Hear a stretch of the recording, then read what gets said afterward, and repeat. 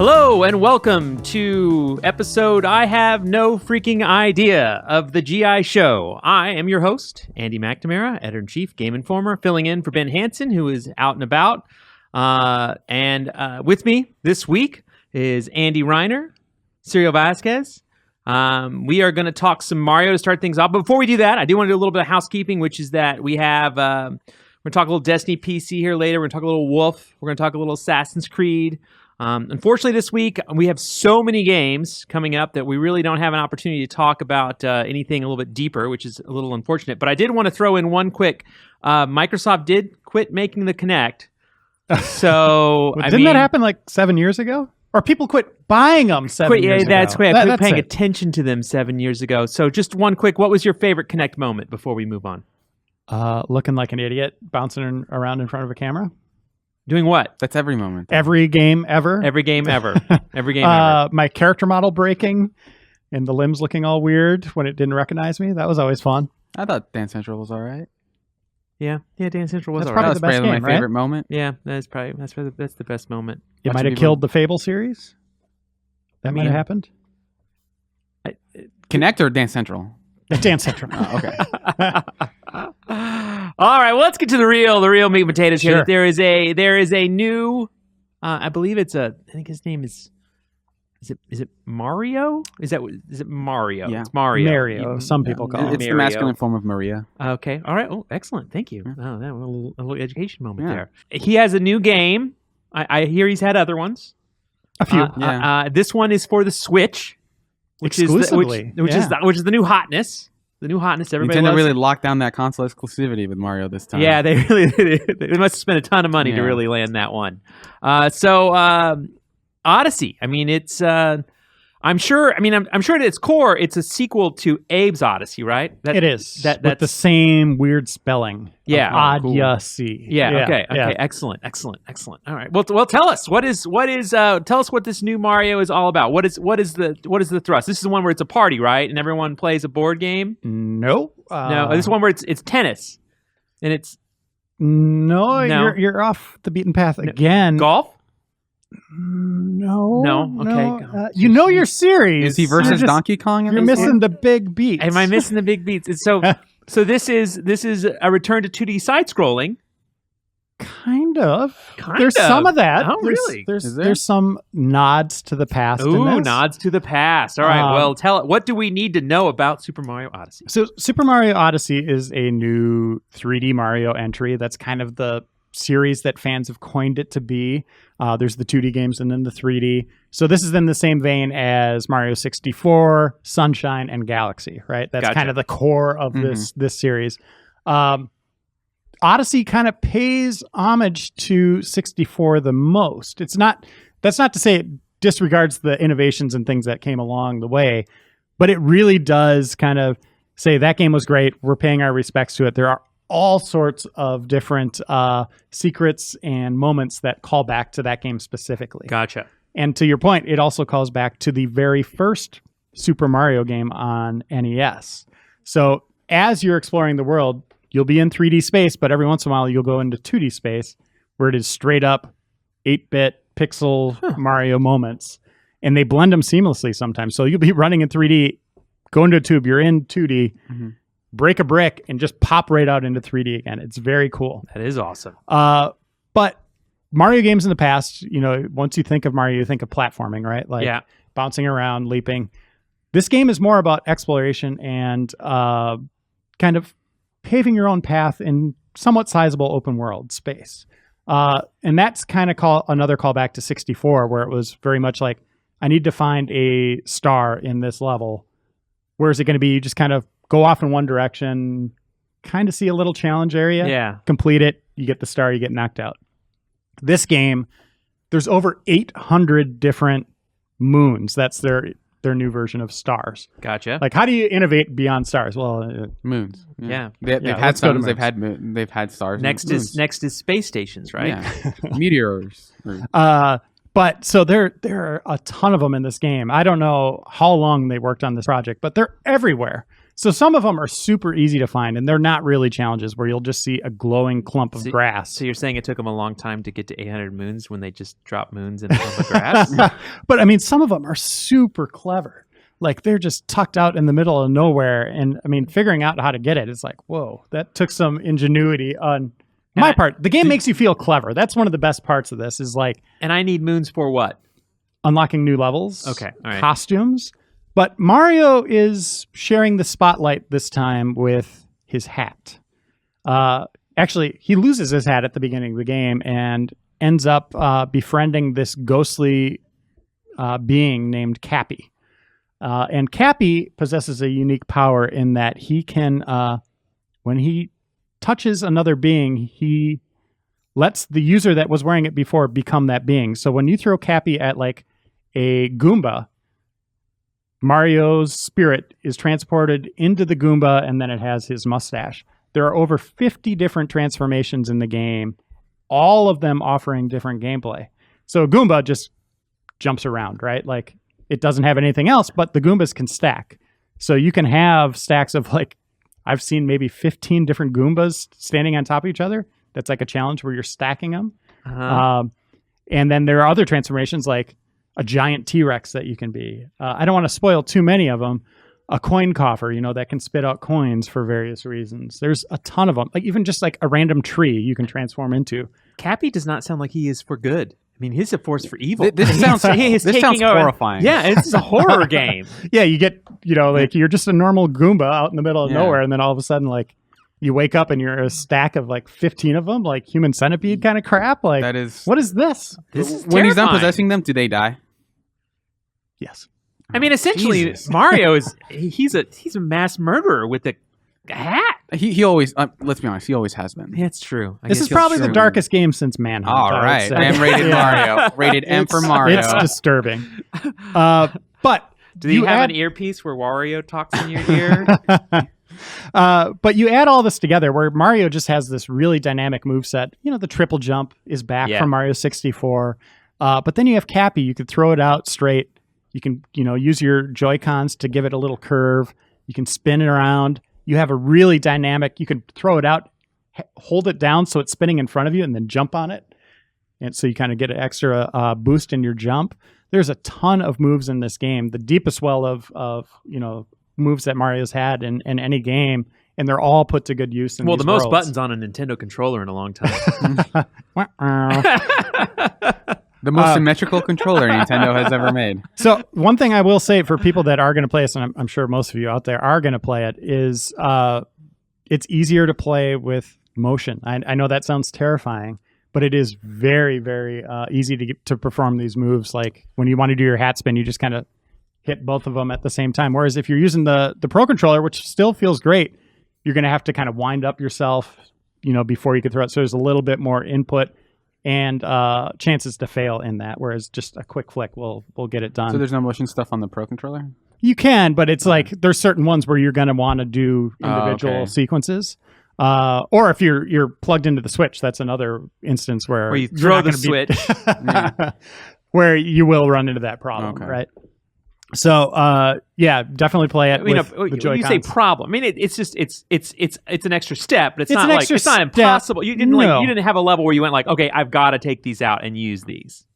There were moments where I did. I felt maybe it could have been done that way, yes, but I was more confident in my skills with the motion, so I did take off the Joy-Cons, prop up the Switch, and play that way, and then plug them back in and go mobile again. So that's the first time I've ever done that in a Switch game. Wow, that's interesting. Whereas Zelda, I'd never had it undocked, right? Yeah. You mentioned that there's a increased focus on exploration. Do you feel like the platforming side of that sort of holds up its part? Because are there times where here is a platforming challenge that you have to complete that feels sort of satisfying in the way? So one of my big complaints early on in the game was I wasn't getting a lot of those platforming moments. It felt like really small one-off challenges. Once you beat the game, that's not the end of the adventure. Like you'll see the credits roll, but that's only, it's not quite half, but you've only completed a portion of the game. A lot of it comes after the credits roll, and it's all new challenges. And that's where a lot of those really cool point A to point B do or die platforming challenges like in Galaxy's vein appear. And that's only in the end game. Right. But I mean, there's so much to do. Just, I would say there's 500 moons to get before you get to that end game. And that's significant. I mean, a lot of them are really well hidden, very clever means to obtaining them. Whether it's puzzles or ARG platforming stuff? Things. Are there any stuff like where you have to take out a piece of paper and like the No. code something? Okay. So nothing that intricate. I mean, there are. You have to play Picross. Yeah. There's one challenge where I did snap a couple of photos with my phone. Okay. Kind of a drawing challenge where they show you an image of something and then you got to reassemble it with pieces. So I was like, boy, I kind of Frankensteined it. It looks awful. So I took a picture of it to see what it looked like, and then I reassembled it. So I kind of cheated in that way. But a variety of challenges, like there are some repeated things throughout levels, like doing a certain thing over and over and over. But they do a good job of elevating either the difficulty or kind of adapting the environment itself into making it different. And the worlds themselves, too, are just fascinating. Everything from your typical element-based zones, fire and snow, to just kingdoms made out of like food. That's something you really haven't seen in a Mario game. But they're fun to explore. Every kingdom's fun. Swimming is still not that great. Yeah. And there's 2 big regions that really kind of hang their hat on swimming. So that's a knock against the game. Like I wish they would have innovated a little bit more in that space. And then there's these racing challenges, which I didn't like at all. They're really tough. Every second counts. You're racing against Koopa Troopers. But as I found, as Mario, or is he transformed to something else? As Mario. Okay. And you could see, we posted a video online, or maybe Leo can even splice in some footage here. But the Koopas they'll cheat. They'll go through enemies. They'll go through walls. It just doesn't seem fair. And especially Nintendo always has a high level of polish. And it's all throughout this game. Just these one-off races just don't. They need to give you a blue turtle shell. Right. Let me cheat. But yeah, they frustrated me. And especially in that kind of challenge of every second counts. Seeing an enemy feel fair. That was why phase through another enemy, whereas you got to jump over it or go directly through a wall for no reason. Like that sucks in my opinion. So those are the 2 minor notes I have. One mission type, and then the swimming just kind of feels archaic. But here's the thing, like if you don't have to get every moon to get to the end game content, because you can go into a store. You're going to hate hearing this, but just buy moons. Okay, yeah. Only using in-game currency. No real money. Mario doesn't No want real your money, but it dollar. is just one click away from that, right? Like, so you can spend your coins in the game to not only buy costumes, but you can buy moons if you want to kind of cheat your way or speed up the process to getting more levels and different secrets. So with this being a bit of an ode to 64, is the castle hidden in this game somewhere? Do I jump through windows? I mean, like I feel like there are a lot of odes to 64 that I kind of feel like I need to see if you're calling it that, or you can't answer. You can't answer. I really shouldn't answer. He's answering. I will say yes. You do jump through paintings at one point. Yeah. Do you feel like you're moving through different environments at a good clip, or do you feel like you're confined to like okay? Like if you want to just like go from point A to point B, see credits, you could probably get this game done in 6 to 7 hours, I would say. Oh, wow, that's really fast. Yeah, I mean, like I said, they spit out moons. Like a lot of them you'll just find just kind of floating around under a tree or something that are really easy to get. But if you really want to go and see the depth this game has, that will take a lot of time. So you can go from maybe spending 40 minutes in a region to just countless hours, right? Just trying to find everything. So we know as you move to the challenging stuff later that it gets to be like extremely hectic, very precision-based platforming. But Mario bosses have been off and on. How's the boss experience in this one? There's one really fantastic one against Bowser. I mean, that's not a spoiler. Whoa! Bowser's in this game? You'll see him in the opening frame of this game. I mean, if you're upset that I told you that, you should not be on the internet anymore. Because that's that is as base of a point of the game. Guess I'm off the internet. The other ones, you kind of take on these white rabbits throughout the game that Are they like the ones from 64? Like the ones you have to catch? From Ubisoft? Yeah, it's a weird obsession with white rabbits right now for this series. No, they're like a new iteration of these. They're giant rabbits, and they're very easy to take down, and a lot of repetition in that. So that's another small mark against the game, I would say, is, again, they haven't really figured out how to make really fun boss fights. Yeah. And I think that's a problem, across the board for a lot of games, right? Yeah, Like that's a tough thing to do. But they do have these in the game a lot. There's even a boss rush mode toward the end where you go after them one after one after one, and they up the difficulty on it at least. Yeah. But it's still like once you figure out the pattern, you're like, oh, this will just take a couple minutes. Are there any additional songs like the main theme that are voiced? No comment. Okay. All right. I don't want to spoil. We are so good at asking questions, Serial. That's right. There are some moments in this game that are very interesting. Okay. I'll say that much. Does Cappy sing? No. I don't know. I'm not sure what to expect from your, I don't know if it's something, here's a cool moment, or there's something so weird like that Halloween or that Treehouse of Horror episode of The Simpsons where it comes on. It's like real life for real. But yeah, that sounds like exactly what I wanted to hear. Is there a dinosaur dance number? Is he involved? No, I don't think so. No, I don't think. I almost just Can you ride Yoshi? I suck at this. I'm sorry. No comment. I mean, you guys, you got to stop asking these questions. I guess we do. But I mean, I don't know. It feels like there's logical ways it goes, and it does things.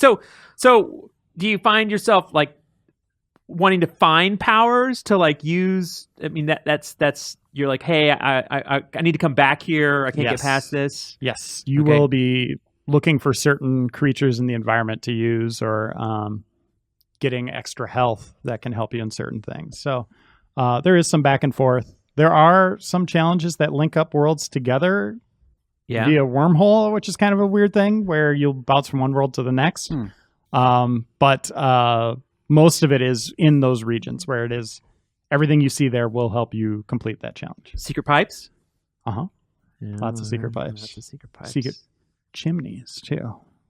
Speak of innovation. Do the forms feel like they're useful beyond sort of being keys to locks? Like, are there certain forms that you, like, regardless of what I'm doing, I want to be, like this particular form? Or is it something like, the reason I am this thing is just to open this lock so I can keep going? To solve the various puzzle through that area. Yeah, it's either... figure out how to unearth that moon, or sometimes they'll have them in platforming challenges where you got to use that creature exclusively. But most of them don't have a great means of traversal. There's like a Koopa Trooper that throws hammers that is super powerful and can jump really high, so you can keep him going around for a bit. But like a Wiggler, all it does is extend its body; it can't jump. So you're kind of confined in spaces in that regard. So some you can use more than for that one challenge, but most of them are just kind of for that moment, right? Or discovering something, right? So when you talk about the motion controls and kind of put everything together, I mean, did you play this game on the handheld a lot, or did you play it on a television screen? I played it every which way I possibly could for extended periods of time. I found it best on the TV, just being able to do the motion and have that response on the big screen was great. Whereas, when you have it kind of the switch set up in front of you, you're kind of leaning in it. Yeah, but I mean, not even just, I mean, literally, if I want to say like, I'm going to Tokyo, I got 14 hours on a plane. You'll be perfectly fine. Okay. Yeah. There will be moments where you might be like, putting the tray down for this one sequence. Going to put the switch down for a second. Going to use the stand. But you'll be fine playing it on the Switch. I enjoyed Zelda more in handheld mode on the go. I don't know what it was, but whereas Mario is the exact opposite. I liked it more on my TV. Gotcha. And it might just be that motion stuff, right? Yeah. Huh. Interesting. But it's a fantastic game, right? Like where Zelda kind of redefined what Zelda is, took some big chances. This is just more of the same for Mario. So I think Zelda is the better game still. Yeah. But Mario's right there. So in this controversial world that we live in, where Mario stands next to humans, did it destroy everything you knew about mankind and shatter your image of Mario forever, or did you just not even care? I still think it's weird. It has like a weird Roger Rabbit kind of feel to it. Gotcha. I didn't like that zone that much, to be honest with you. Like being in New York as Mario, that's kind of what it feels like. It's called New Donk City, but they are trying to go for like Manhattan type of thing. Yeah. It just seems strange, but when you put it all together, like all the levels together and how different they are, it really kind of fits and makes sense in that context. But yeah, when I was there, I was just like, this is a little strange. There's fun stuff to do there, don't get me wrong. Yeah. But it doesn't have that kind of creative aspect that you usually usually see in Mario. I just right? love that it caused so much trouble being at E3 that everyone was so enamored by yeah, I mean, all you presence guys that were complaining canceled your pre-orders, right? Like, you're not getting the game, right? All those angry comments you left. Yeah, I don't think anybody. It's fun to complain about stuff. I certainly know I love to complain about stuff, but it certainly did seem like it didn't seem that big a deal to me at the time. No, but it's weird, right? Yeah, like, it's that's weird. that's about. Does it get any weirder? No, that's about as weird as it gets. About as weird as it gets. All right. Yeah. So when you talk about, are you a 3D or 2D Mario guy? What do you think is the best? 3D now. 3D yeah, now. You say now. Well, we've had some new 2D Mario games that I don't think they're quite as good, but it's Super more Mario like games. the multiplayer aspect that maybe hurt those.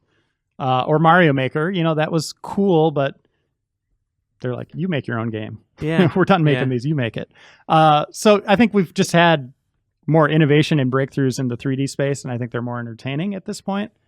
But, Young Reiner was like Super Mario World and Super Mario 3, like, holy crap.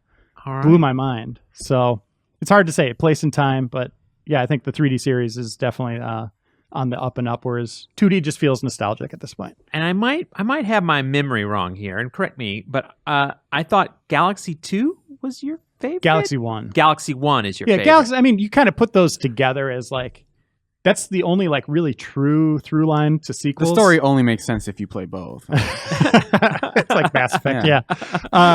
But those are like one game split into two, right? That's what it feels like to me. But Galaxy 1 just blew my mind, bouncing from planet to planet, and the stuff they did with gravity. I was like, this is crazy town. So that's my favorite in the series. Still is. Yep, Odyssey's number 2. Number 2. So it doesn't quite pass Galaxy, but it's Correct. up there. It's up there. I mean, it's fantastic, and you could play this one.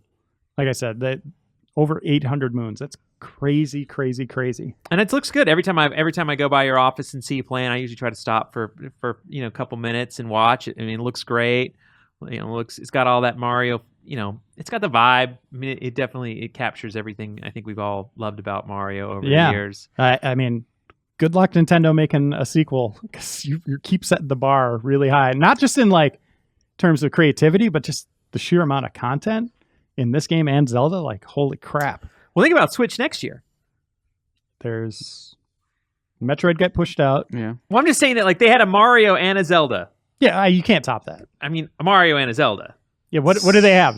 Donkey Kong, maybe? Yeah. Yeah. Pokemon and Metroid are sounding like 2019. I'm really curious to see how they're gonna announce and release stuff next year, because it feels like at this point they're gonna have to all be short-term announcements of like announced in January, releases in the fall or something like it. I'm curious to see what they do. I mean, I'm thrilled. Yeah. I mean, that's what you want. I mean, on a new platform, you want a Zelda, you want a Mario. I just don't know how they follow up. I don't know. So does it feel like something where they could, not to be like DLC, but could they make smaller Mario games that you could play and have fun with? They could keep adding challenges to these zones, right? Yeah. I mean, they did it. You get the credits, and then you go back through the zones, and they feel new again. Which is pretty crazy, right? That is crazy, yeah. So they could do that again, sure. That'd be a pretty easy thing if they have the ideas. I mean, I feel like, at least for me, to some degree, I'm kind of with you. I feel like my Switch, more often than not, I'm playing it as a handheld. Mm-hmm. I think I find it to be that for me, and that's because I play too many PC games. There's a lot of issues here, but I also have a thing with handheld games that I like to return to them. Do you know what I mean? Like, I really like to like, much more than console. I tend to beat a console game or a PC game and kind of go like, check box, move on. But handheld are things that I revisit quite often. And I think if you could really get a Mario that you can revisit, and it sounds like since you can finish this game and go back and do these boss rush and kind of like these challenges over and over again, and just kind of always, hop in, play a little bit, and get out. That's a pretty good formula as a handheld for me. you could lose yourself in this one and have this be your travel game for a long time. Yeah, that's good news. That's good news. That's what a hell of a year for Switch. That is amazing. Seriously, that's amazing. So, normally at this point in the process, I would ask Reiner what score he's going to give it, but I actually think this is actually an interesting question because you're still battling it out. Yeah, between a 7 and a 7.5. I just don't know where it's going to land. And when you listen to this podcast, the review score will already be out. The review will be on the site. It will be out there. But I think what's interesting here, what I'm bringing this up for, is just I think it's interesting that people always talk about how people give reviews and review scores and what happens, and quite often this is the face of what a review score towards the end is anxiety. Yeah. Is watching someone, because everyone walks by, because no one tries to ask, just as a little insider on Game Informer, no one wants to ask when they're still, like, hey, you done yet? Yeah. Getting close. You kind of you want to make sure they're kind of done. You don't want to influence anybody, but you want to know. So it's a question you ask in passing, and you watch people be kind of torn for a bit, and then you see them come to a point where they've kind of put the pin in the wall, but it could go down a little bit, could go up a little bit. I got to think things through, and Reiner has been doing that all day today. Yeah, the review's mostly written. I mean, that's where we're at.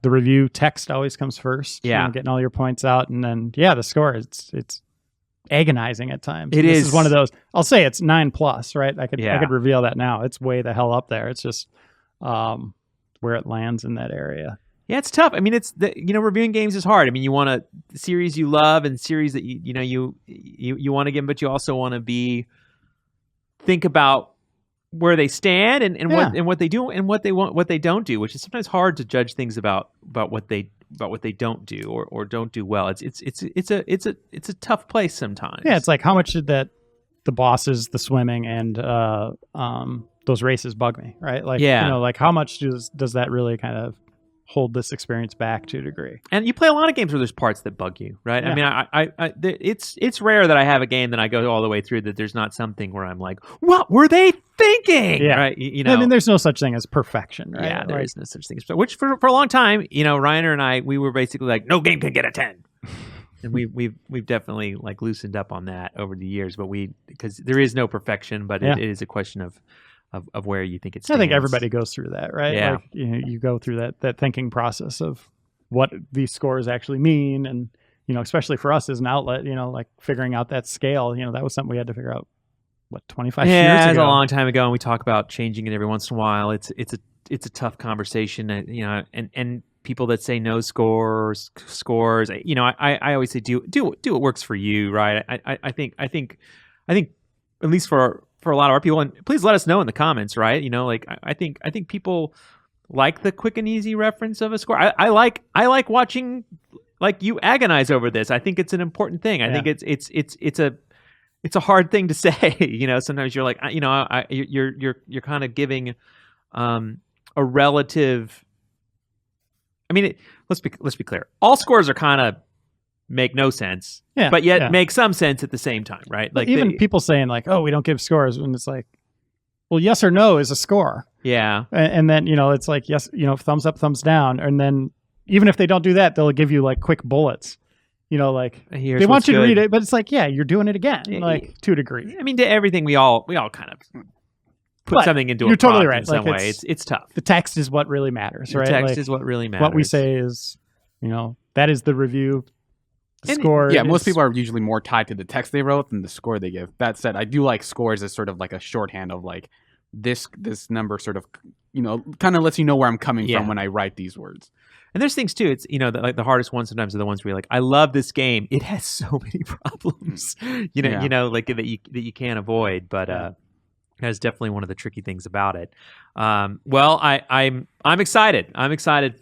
New Mario is always a reason for excitement, but I think on the Switch, the Switch has been the hottest product this year. Yeah, and one quick thing, like you mentioned the games we're going to be talking about today. It comes out on Friday, tomorrow. Yeah.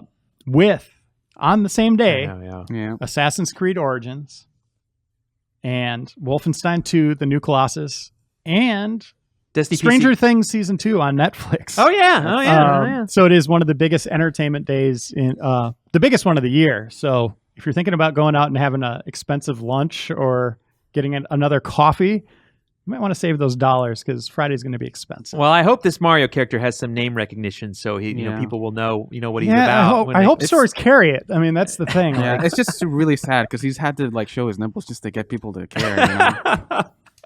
Wow, you had to bring up the nightmare, the nightmare. Well, hopefully it will end at some point. Thank you both so much for coming on and talking Super Mario. We have more to come on the show. We have Wolfenstein, we have Destiny PC, we have emails. We're gonna script this clapping thing now. So let's watch Reiner clap. Thrilling. Hey everybody, welcome back to the Game Informer Show. I am Andy McNamara, your guest host. With me for this segment about Assassin's Creed, Matt Miller. Here I am. That's Matt Miller. Everybody, I don't know if you know Matt Miller, but that's Matt Miller. That's Serial Vasquez right there at the end. Hi, everybody. He's my co-host this week because Ben Reeves is out. Ben Hansen is out. No one is around. Nobody's here. No one's here. They're So this is all madness. gone. This is pure madness and pure badness. So let's go with that. Way to sell it. It is the way to sell it. So word has it that there are games that are launching on October 27th. Yeah. And one of those games is a new Assassin's Creed, which it's been a while. Yeah. a whole 2 Whole years. 2 Yeah. years. It's weird, right? Like that's totally normal for a sequel, and yet come last fall, I was like, where's my Assassin's Creed game? This is normally the time I get to play an Assassin's Creed game, and You I had that didn't. movie. Yeah, well, I had had the the movie. That wonderful movie. We'll talk about this some more later, but have you noticed that the new game totally tries to integrate the movie's fiction? Yeah. Yeah. Ooh. Yeah. Oh, I know. God, that you're not selling me right there. So we're going to talk about it. But I do think it's funny. Just talking about the timing. I overhear things from my office. People going to the kitchen. I'm close to the kitchen, and so I hear people kind of talking about their day as they go by, and I did hear Miller go, "It's been so long. I'm kind of excited about it." and I just thought that was so funny. It was like, and Miller, loves the Assassin's Creed series, so it was funny to hear him just kind of like that. You talk about 2 years isn't that long, but you were getting antsy. Getting antsy for some stabbing. He was thinking about Ready to making do leap some of stabbing. faith off the edge of the Yeah. office. He was like finding barrels of straw to like bring into the office. So that was a level of excitement, but you are not reviewing this Assassin's Creed. You reviewed very many Assassin's Creed. So is Joe Juba. So new to the fray. Yeah, In comes a new challenger. that's right. Is Serial. So let's start with you, Serial. So let's set up for anyone that doesn't know. Tell us what is the kind of basic kind of structure. What makes Assassin's Creed Origins?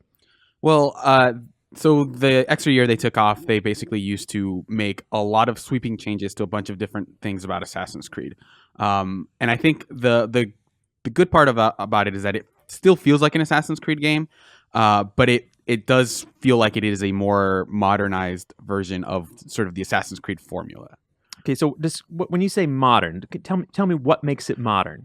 Well, it moves more towards sort of the trend of having these very expansive open world games. I thought a lot about Metal Gear Solid 5 when I was playing this, in terms of both sort of how big the environments were and sort of the kinds of environments. There's a lot of deserts because the game is based in Egypt. Yep. In ancient Egypt, and so there's a lot of like very jagged cliff sides and like sweeping deserts that you're running across, and they do a really good job of making that world feel populated without sort of going against the idea of like it's very big, and there are going to be periods of time where you're just sort of running from one space to another. I played Assassin's Creed 1.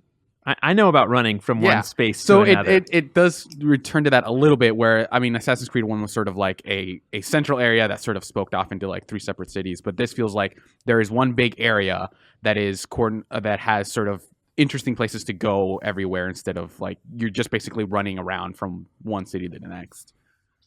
My experience, Serial's played through the entirety of this game, has really plumbed its depths, and I'm pretty early yet. I will say, though, I would agree with everything that you just said, except I'm not yet sold on the one point you said, which is that it feels like an Assassin's Creed game. Yeah. that's where I'm still kind of up in the air about. And that's not necessarily a good or a bad thing. It, like evolution of a franchise is sometimes good, and I think people would say that taking a year off and going back to the drawing board on some systems was a wise thing for them to do. The stuff that I have played so far, though, does lean a lot more towards the kind of like RPG open world sort of dynamic than it does towards classic Assassin's Creed play. So let's clarify some things here, because I think myself and other people who are interested in perhaps playing Assassin's Creed.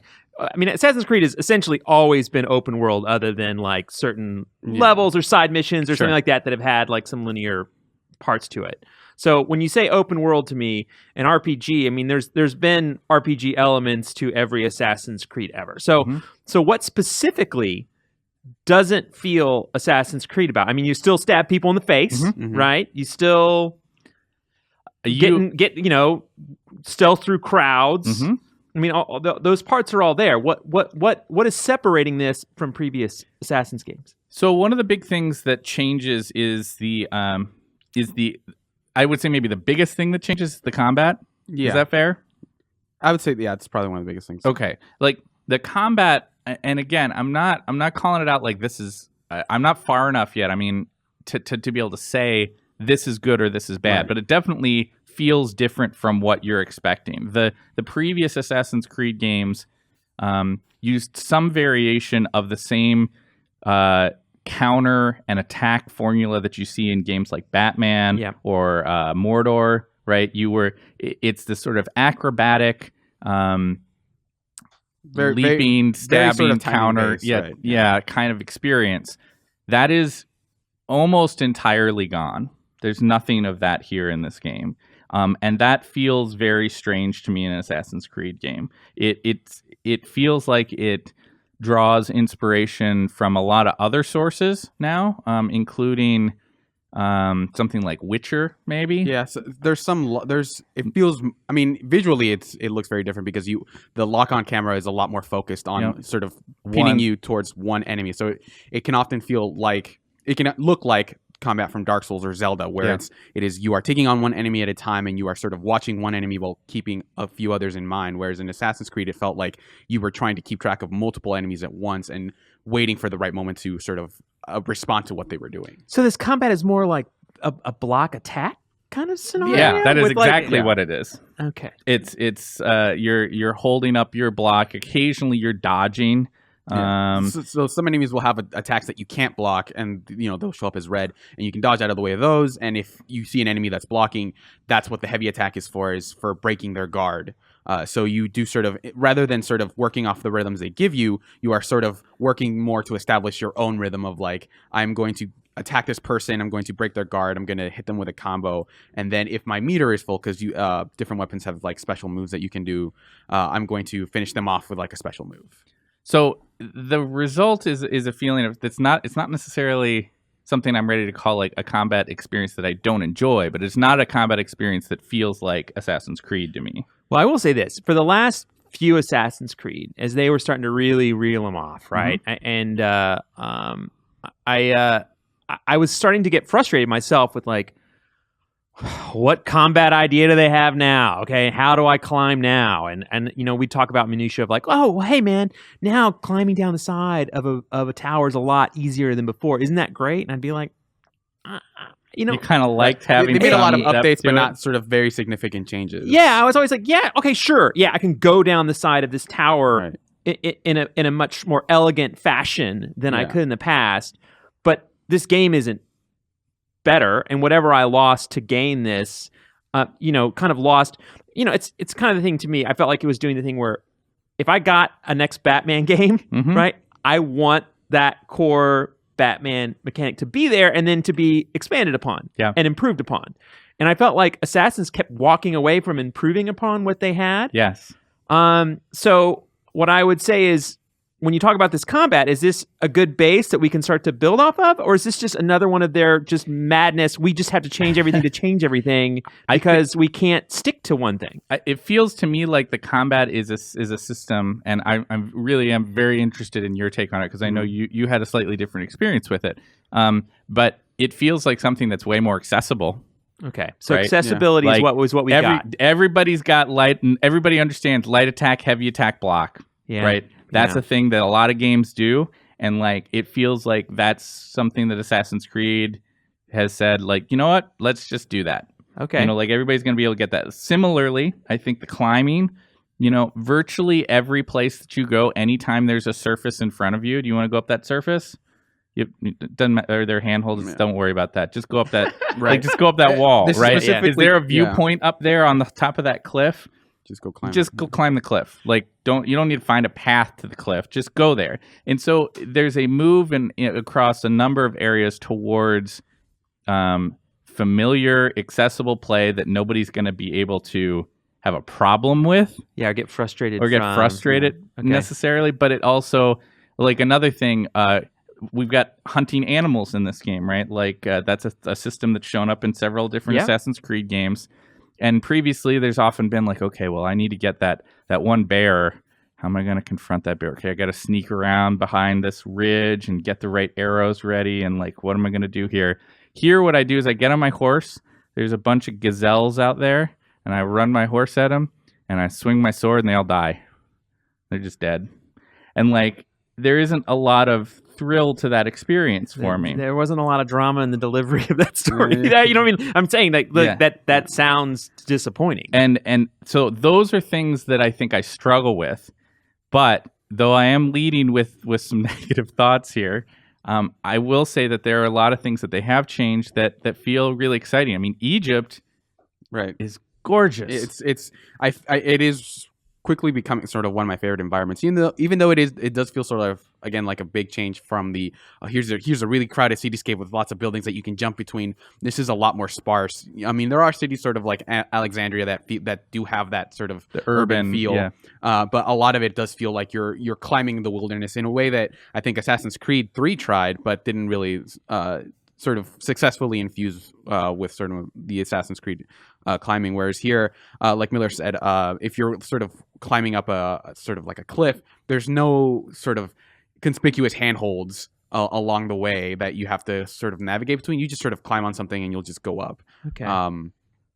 But yeah, I think one of my favorite parts of most Assassin's Creed games is the idea of being in this historical world, and I think Egypt pulls it off by and it isn't afraid of like, well, we can't just have deserts. We have to have like crazy things going on everywhere, and there are things to find in those like larger areas. But there are some areas after I beat the game I was like I hadn't even been to yet, and I just sort of traveled along those and I didn't really find anything, which like makes it feel a little bit empty. But like I was to some degree okay with it because it was just sort of a very different looking locale that I was traveling through.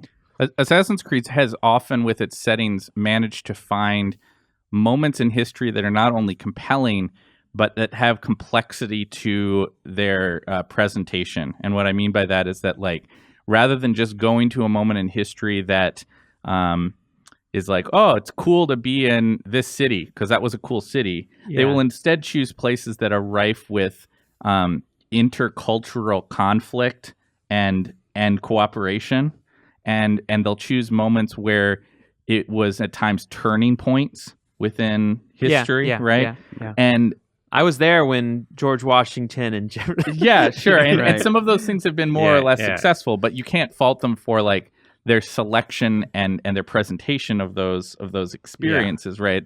The actual gameplay that happens there has not always been perfect, but once again, with Egypt, I feel like even though this is by a wide margin the furthest back in history that they've gone, it's such a cool setting. You see these ancient Egyptian folks and their interesting religion and cultural practices that I'm very confident were researched extensively to get as accurate as they possibly could.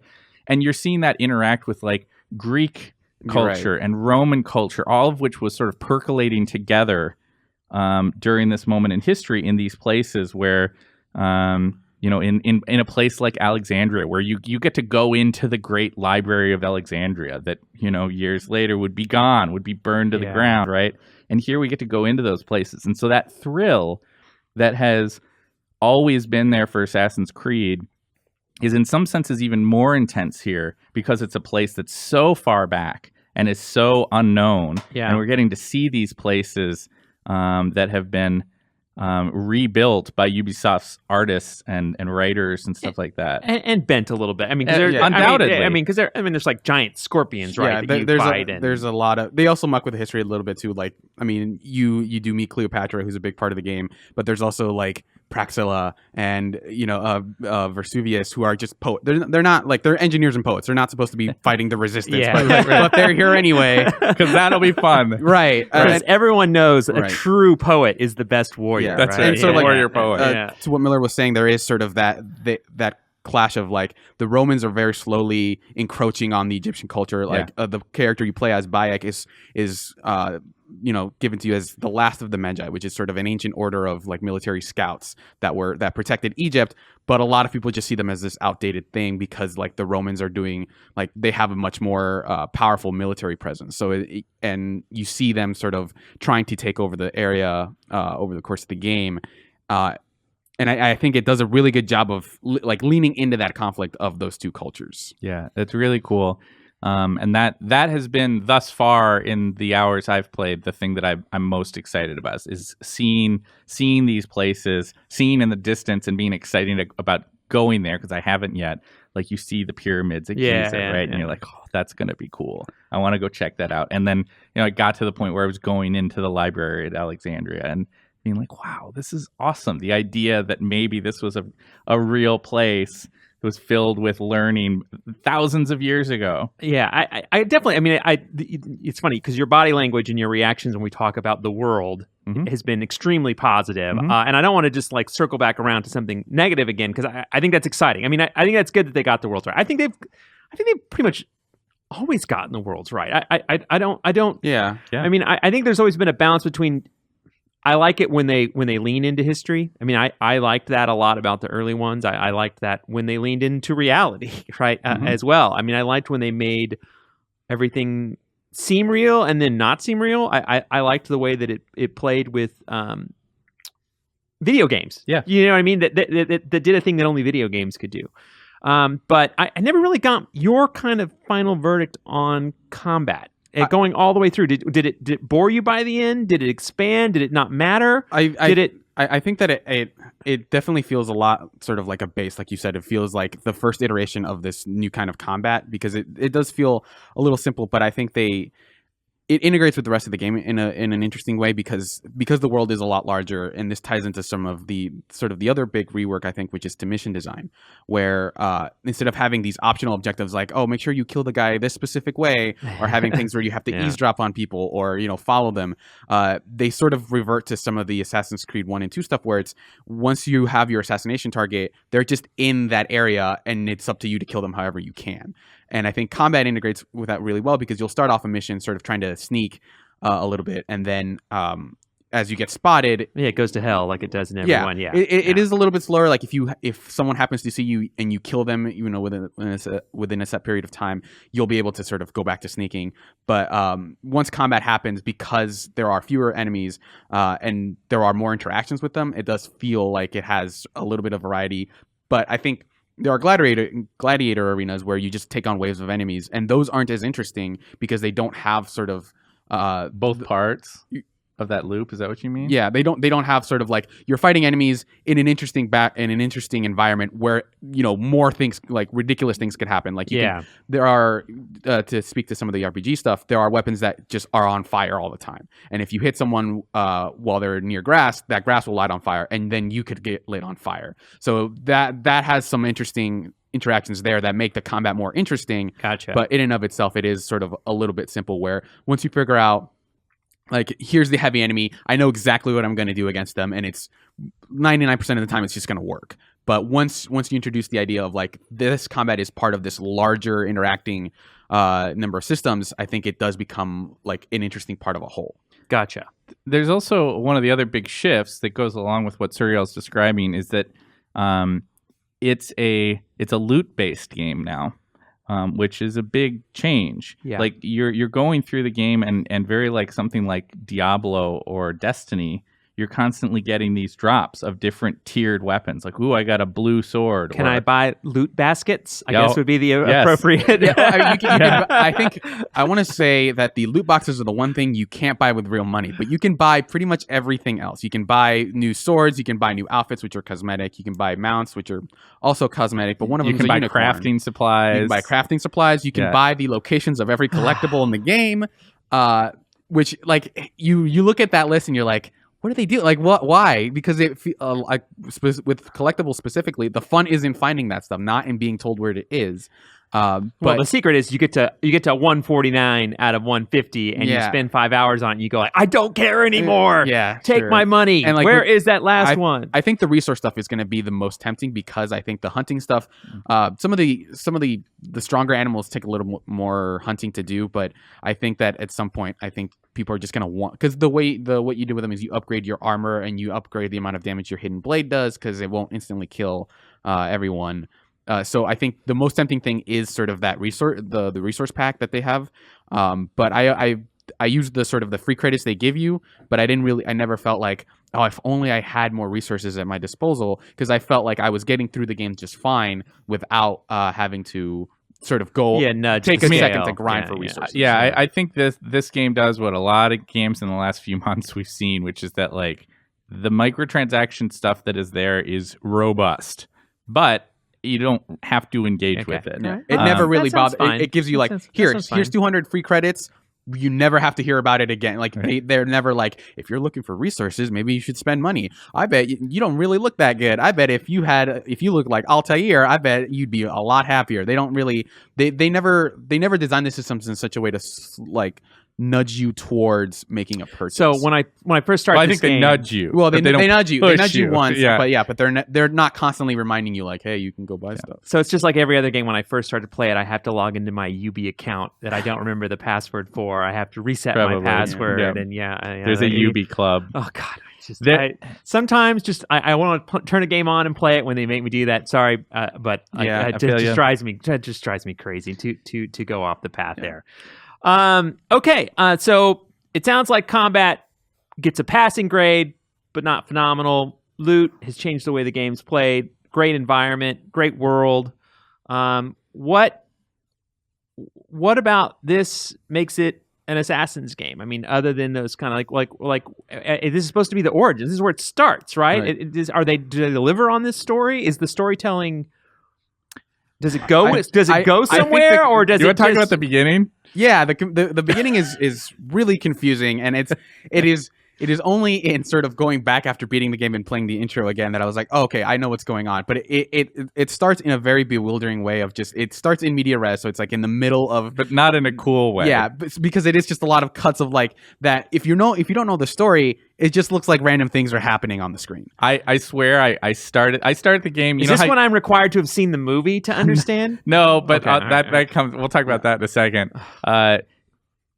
I was still downloading the game as it started. I was like, oh yeah, sweet. It got to that point I can like play. Yeah. Right.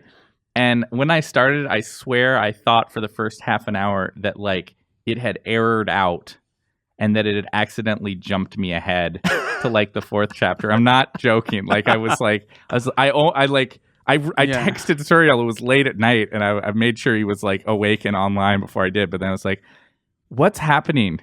What?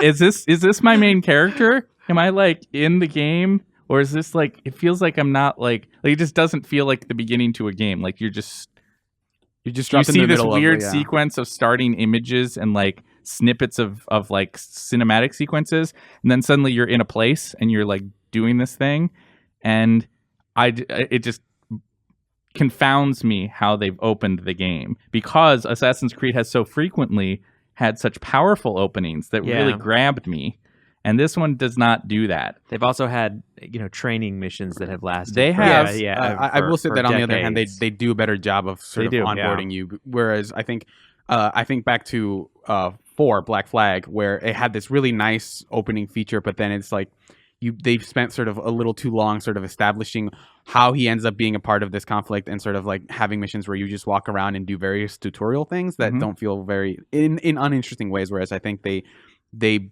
do a much better job of very quickly sort of saying, okay, here's combat, because they start you with combat, and then they say, okay, now you can stealth if you want to take these guys out. Here's what your bird does. It sort of scouts the area and lets you find targets and resources. And then at some point they just kind of let you loose to just pursue story missions at your leisure. Eventually, as an Assassin's Creed game, it does swing around, and you start getting some hints of how it's going to loop into this whole conflict of the things related to the Assassins, the Templars, the pieces of Eden, all that kind of stuff. Race, the precursors, all that stuff does eventually come into play, and that's important. Yeah, that's interesting. Also important, although I'll say ahead of time that we're not going to spoil it here. Yeah. There is a return to a meaningful narrative component within present day. Yeah. All right. It's a little more substantial in that you actually do, control a character. That said, I think that I don't know that it necessarily goes anywhere that I found sort of super meaningful. It does tell like a very short self-contained story of the person who is outside the Animus. But I never sort of left it saying like, oh, I know the plot of the present day has moved meaningfully forward. It feels like we had to do something, right? And, but that said, I think the story inside, like the historical story, I think is pretty good. Mostly because I think Bayek, who is an interesting character, I think not maybe the series' best, but he isn't sort of like a super happy-go-lucky playboy like Ezio. But he's not, he's not like Connor, who is very the stern, sort of very boring. He's not character. stoic. Yeah, like he has connections within his community. Right. He has friends, and his wife Aya sort of cut like there. She's a character with a lot of agency. She is sort of off doing her own thing, and so their paths intertwine like over the course of the game. And I found those moments to be really good because they do the story is really good because I think the supporting cast does a great job of fleshing out Bayek as a person. That said, a lot of the targets sort of bleed into one another. I think there are one or two targets that I think do a pretty good job of sort of establishing themselves as really good villains. But I think most of them, you'll say like, here's this guy's code name. You have to kill them because of the plot. And then here they are, go kill them, and then you'll kill them. And then they have like the short sequence where every time you assassinate a major target, they'll. For some, I still don't understand what exactly happens when you do that. Like you'll murder them, and then you cut to a scene where they're like pontificating. It's and really weird. It's like a weird expansion of that old the brief conversation you'd have in this weird like etheric realm, right? Yeah. Now it's like these whole sequences, like really long, very kind of involved. And you're not sure, well, like, did this actually happen? Is this sort of like them hacking the Animus? Or is it like Bayek's dream of what? Or also, too, they're like, I just killed you. Why did you kill me? Because you needed to die. And, and you're like, what? And you're like, you're controlling these people. Those people needed to be controlled. And then you kill them again. And so, like, those exchanges are still kind of like weird, but sometimes like they're interesting. But I think a couple of them do sort of again like setting themselves up and also providing sort of interesting gameplay segments that I don't want to spoil too much, but I do find that the villains, like the supporting cast, I think outdoes the villains in this for the most part. But I overall I did enjoy sort of like the origin story going on here. Okay, all right, so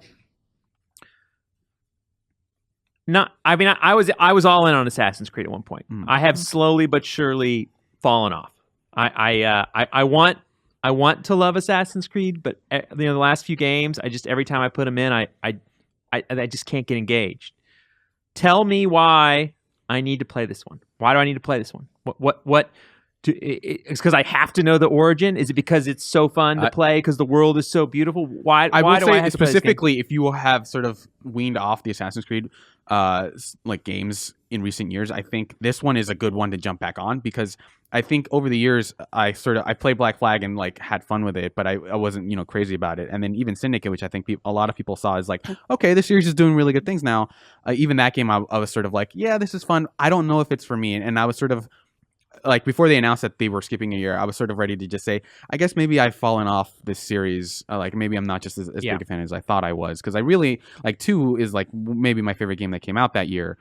So I was really into it at that point, but I very slowly sort of like fallen out of love with the series. But I think this one, brought me back in a really big way, just because at times I think it can feel very different from the standard Assassin's Creed experience. But I think there is enough there that you do feel like this belongs in this series, but also I feel like it does a lot to change up what the series is now. I'm super glad to have that perspective from you, right? Like because your experience with the most recent games is pretty different from mine. Okay. Right? Like and I think your experience is representative of a lot of people out there, right? Like there's a lot of people who remember being super excited about Assassin's Creed and then kind of fell away. Mm-hmm. I think I was one of the people for whom that you just described who was like, I really like Syndicate. Mm-hmm. You know, like I thought that was a great game. I've never fallen away. And so my big challenge with this game is like, I feel like the more I'm able to divorce myself from expectations about what Assassin's Creed should be, the more I enjoy this game. Because there's so many things that feel weird and not Assassin's Creed, and that they're looking to other franchises and other successful formulas and stuff that's more maybe accessible or familiar because it's been in, you know, popular open world RPGs. Yeah. Those systems, if I can just like look at it as like, oh, this is an RPG about being in ancient Egypt, then I start getting excited.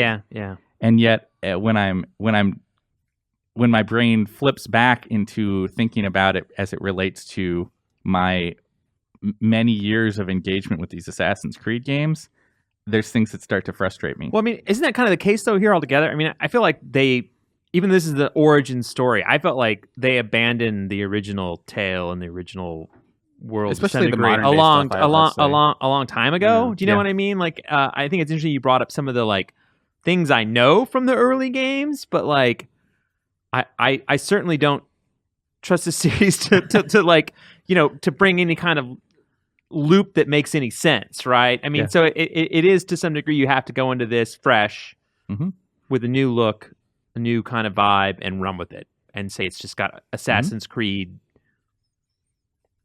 origins. It is in a lot of the ways that matter, it is a new starting point for the franchise. Yeah.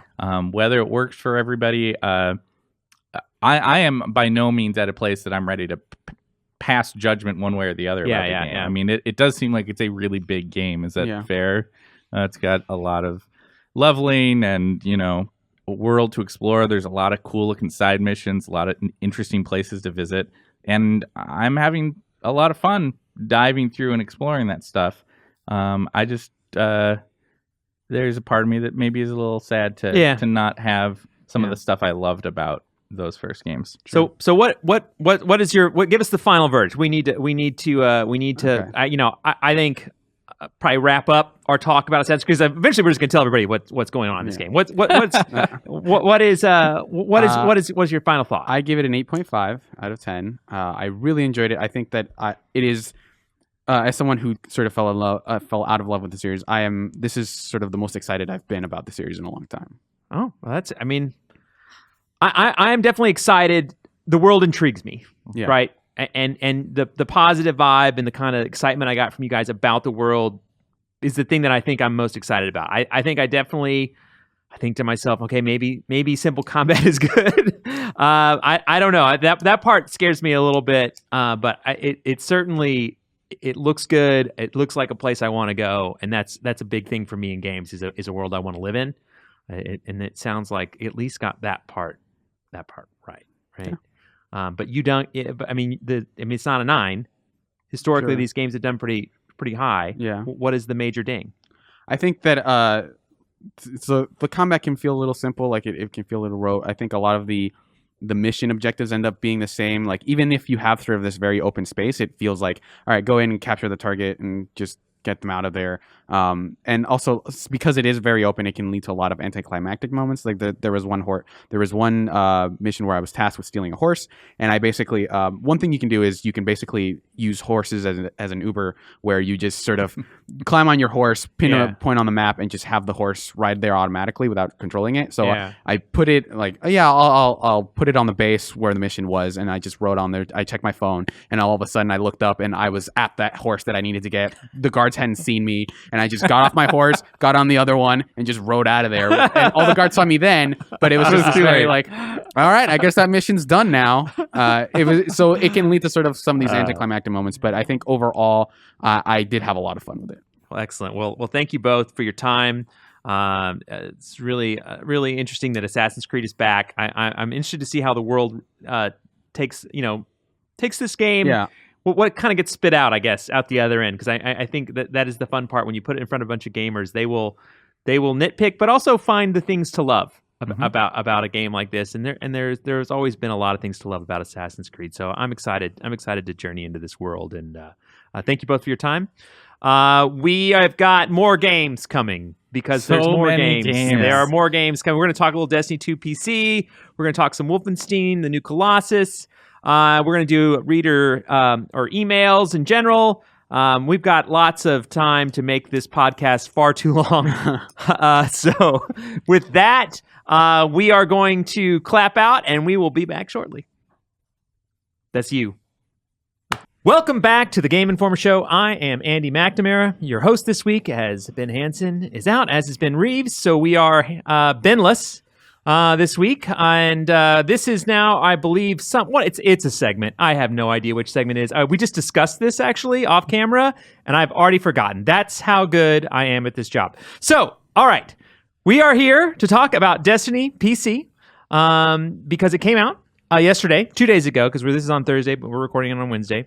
And we want to talk about just kind of some of the things that have very quickly come to the surface. And to do that, I have Matt Miller again. Hello. Dan Tack. All right. Serial Vasquez. Now I'm back. Welcome, fellas. We've rotated chairs. Yeah, we did. We summoned attack. We've been expanding and contracting. Yeah. It's crazy. It's truly a work of art. Truly a work of art. So here at the table, just to kind of set things up a little bit, three of us played a lot of console, which would be Serial, Miller, and myself. Dan was actually waiting to play the PC version. He was kind of holding out. He played the beta. He liked it. He wants to be on board. So that's where we're at. It's kind of thing. And then PC launched. I did not play it last night, and a couple guys did here too. So these are not final cut reviews, but we did want to get some impressions out because I think there's a lot of important stuff. It's hot off the presses. It's hot off the presses. So first and foremost, why don't you tell us a little bit, Miller, about, you're the resident Destiny expert. So why don't you tell us about PC and the launch yesterday? Yeah, I think a lot of people that I know have been doing what Dan is doing, or have been waiting for the PC version. And that version releases in the midst of a really, what's the right word? Maybe dynamic conversation amidst the community about the nature of the game, right? Like, Destiny 2, as I've written about in a few different ways on our site, is a game that launched to largely ecstatic response from a lot of its community for the first week or two. From the community and people that didn't like Destiny 1. Including a lot of people in this office. We had some people who came into Destiny 2 and were really enthralled by it who hadn't played a lot of Destiny 1. And I think some of us who had played a lot of Destiny 1, you and I maybe, had some things even early on that were like, I wonder if this is going to cause some problems later on. There's some things in here that are maybe like, well, let's just see. Yeah, I mean, I think yeah. And so that progressed, and some of those concerns became, that's a problem. And there were other things that we hadn't predicted that also became some problems. It leading to this big, situation where we're in right now, where there's the hardcore community of Destiny console players have some pretty strong feelings about where the end game is, where the replayability is on the game. And now we have the PC version launching, and this whole new crop of players who are basically experiencing the game fresh for the first time, and a new version of that game that plays, I would argue, quite differently from the console version. They're also tackling it from another angle. I think a lot of the console people were like, I'm looking for a fun new game to play. Destiny 2 is going to be the thing that I sort of spend time in and then finish. Yes. Whereas I think a lot of the PC players are approaching it from, okay, we sort of understand that this is another one of a major time sink, because a lot of them are coming from Blizzard games, which are also, major time sinks. So I think that the reception is also going to be slightly different, I think. It's a fascinating game to watch right now. Like literally in this couple of week period, even if you weren't playing it, it'd be kind of interesting to be looking at the communities of this, like these new PC players, some of whom are really excited. I think, Dan, you have a lot of things that you were really stoked about early on, mixed with some of the PC players' experiences in the first day. We're hampered by some concerns around the chat functionality, around some bans that got handed out.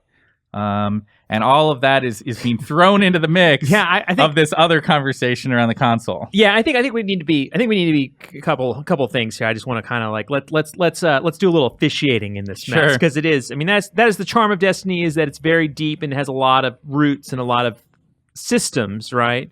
And they're bringing them over to PC, and we have a different environment. But I think the most important thing to note with the Destiny 2 is that it comes with kind of unlocking the power of PC, in that you can run unlimited on frames, whereas limited on consoles. I mean, there's only so much memory on a console. There's only so much you can do. I think Destiny 2 is a fantastic looking console game on whichever console you play it on.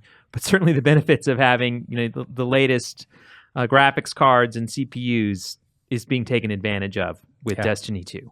And then also the fact that mouse and keyboard changes the way the game is played. And then also the final layer, which I think is the one that we want to talk about here probably the most, is that it adds in the thing about a PC that's so different than a console, is that I can add something to the console if it's gone through the whole approval process and it's gone through Sony or Microsoft and everybody's on board and everything's going to work and everybody's in on what's happening. On PC, someone can write something new. I can go download it, run that execute on my PC, and do things with it.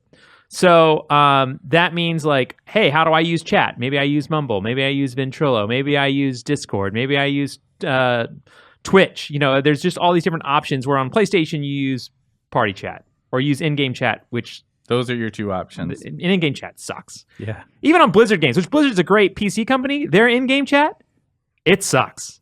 So like this is a big deal. So basically Destiny went out and put out a statement and said, hey, we are not going to support any overlays or other programs that interfere with Destiny 2. And part of that is to stop cheaters. Right, Dan? Yeah, they also made it a lot harder to stream the game inherently through that mechanic. Like, you can't stream it the way you do with a lot of other products. You have to like say, I'll stream it by sharing this window that I have open, instead of just using a software that just says, okay, you got a game open, I'll stream the game capture. So this makes it a lot more difficult to use some of the streaming features that a lot of streamers use. Yeah, exactly. It's still pretty easy to set up, but it's more of a pain. Yeah. So I think what we'd say here is growing pains. That's certainly true. And so a lot of the controversy starts from let's go backwards. Let's talk about what happened yesterday to some degree on Reddit, for anyone that's getting caught up here or doesn't even care about PC. But I think that the important thing here is that I think this is a really interesting learning lesson about PC games, and also too about how different the worlds are. Yeah, the game very quickly. It's very easy for misinformation to begin to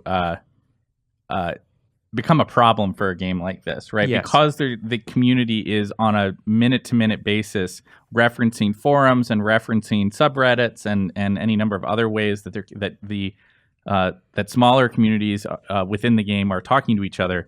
When somebody says, I got banned before I even got into the game, and I can't play Destiny 2 on PC, that immediately begins to blossom outwards into this equation where suddenly it seems like half the people who are trying to play on PC haven't been able to play, and their accounts have been permanently banned, and they're never going to be able to play Blizzard games ever again, or something ridiculous like that. And that's not apparently what is happening here. It's not. I mean, it does go backwards, but I mean, even in our morning meeting this morning, Dan walked up and said, I don't know if I should turn on Discord because I don't want to be permabanned. Right. From Destiny 2 because I want to play it, which is like, that is a weird, hey, I want to play this game. Oh my gosh, I shouldn't use any. I mean, and by the way, Discord does not help you Right. cheat. This isn't an aimbot. I mean, no one is pro aimbot For here in any of conversations. this discussion. It is that, hey, I just want to be able to find my friends, have discussions, run the programs that I run on my PC. I run a number of things. I keep a separate channel to watch streams on. I do all kinds of things, and anything that you may be worried that could interfere or get you banned from a game is terrifying. Yeah. So Bungie moved relatively quickly, I would say, this morning. I mean, it's only so much they can do in a 24-hour period to issue a response, which I appreciate. But the response itself did not clarify a lot of the things that I think players wanted to know. It said that it was clear about how many bans there were. Mm-hmm. It said that they were manual. It wasn't like the game automatically doing it somehow. And so that implies that Bungie looked at these individual cases and said, like, this is a problem. We're going to ban this account. And, you know, Which, it was, 400 people? The implication people? there is that those people are cheating in some way. That's what they're saying. Everybody that got banned is cheaters. I think there's an important next step that we need to talk about, which is one that, like, if you play Destiny 1 or Destiny 2 and, like, and I've had this happen to me in Destiny 2, I thought I got an item and it just disappeared. Right. Like, it just disappeared. That item is gone. There's no recourse. I can't... In WoW, I can fill out a report. In a lot of these kind of MMO games, which we've argued this before, Destiny has all the markings of an MMO. And that's my stance on it. That's actually really interesting, not to interrupt or anything, but like that's a huge element of the PC crowd that I'm playing with. They all think it's an MMO, like, period. Yeah. Like, hey, this is an FPS MMO. I'm like, well, you know, they don't really consider it that. And they're like, no, but I'm playing it. I mean, we play MMOs. That's what we do. This is an MMO. I'm like, yeah. It is. If you play MMOs and it has all the trappings of an MMO, I agree with your friends 100%. But in an MMO, they have a whole support structure, right? I mean, Right. I've been to giant, like, customer service centers dedicated to helping players. It's absolutely essential with a live service, right? To Yes. have that instant. I think Bungie has that, but not on that same Same scale. Yeah. Not on that same scale. And it doesn't have the, like, and on PC, by the way, that's another thing we talk about, the two different worlds. On PC, I open up, it sends me to a website. I open up the website. I fill out a form. I say, like, here's my screenshots. Hey, here's a movie of what happened to me. They have actually giant logs in the game where they show, oh, hey, all these items dropped. You did not get the drop. It never made it to your bag. I mean, they have all these tools that literally they can go back and figure out what went wrong and then tell you and get back to you, and you can find someone.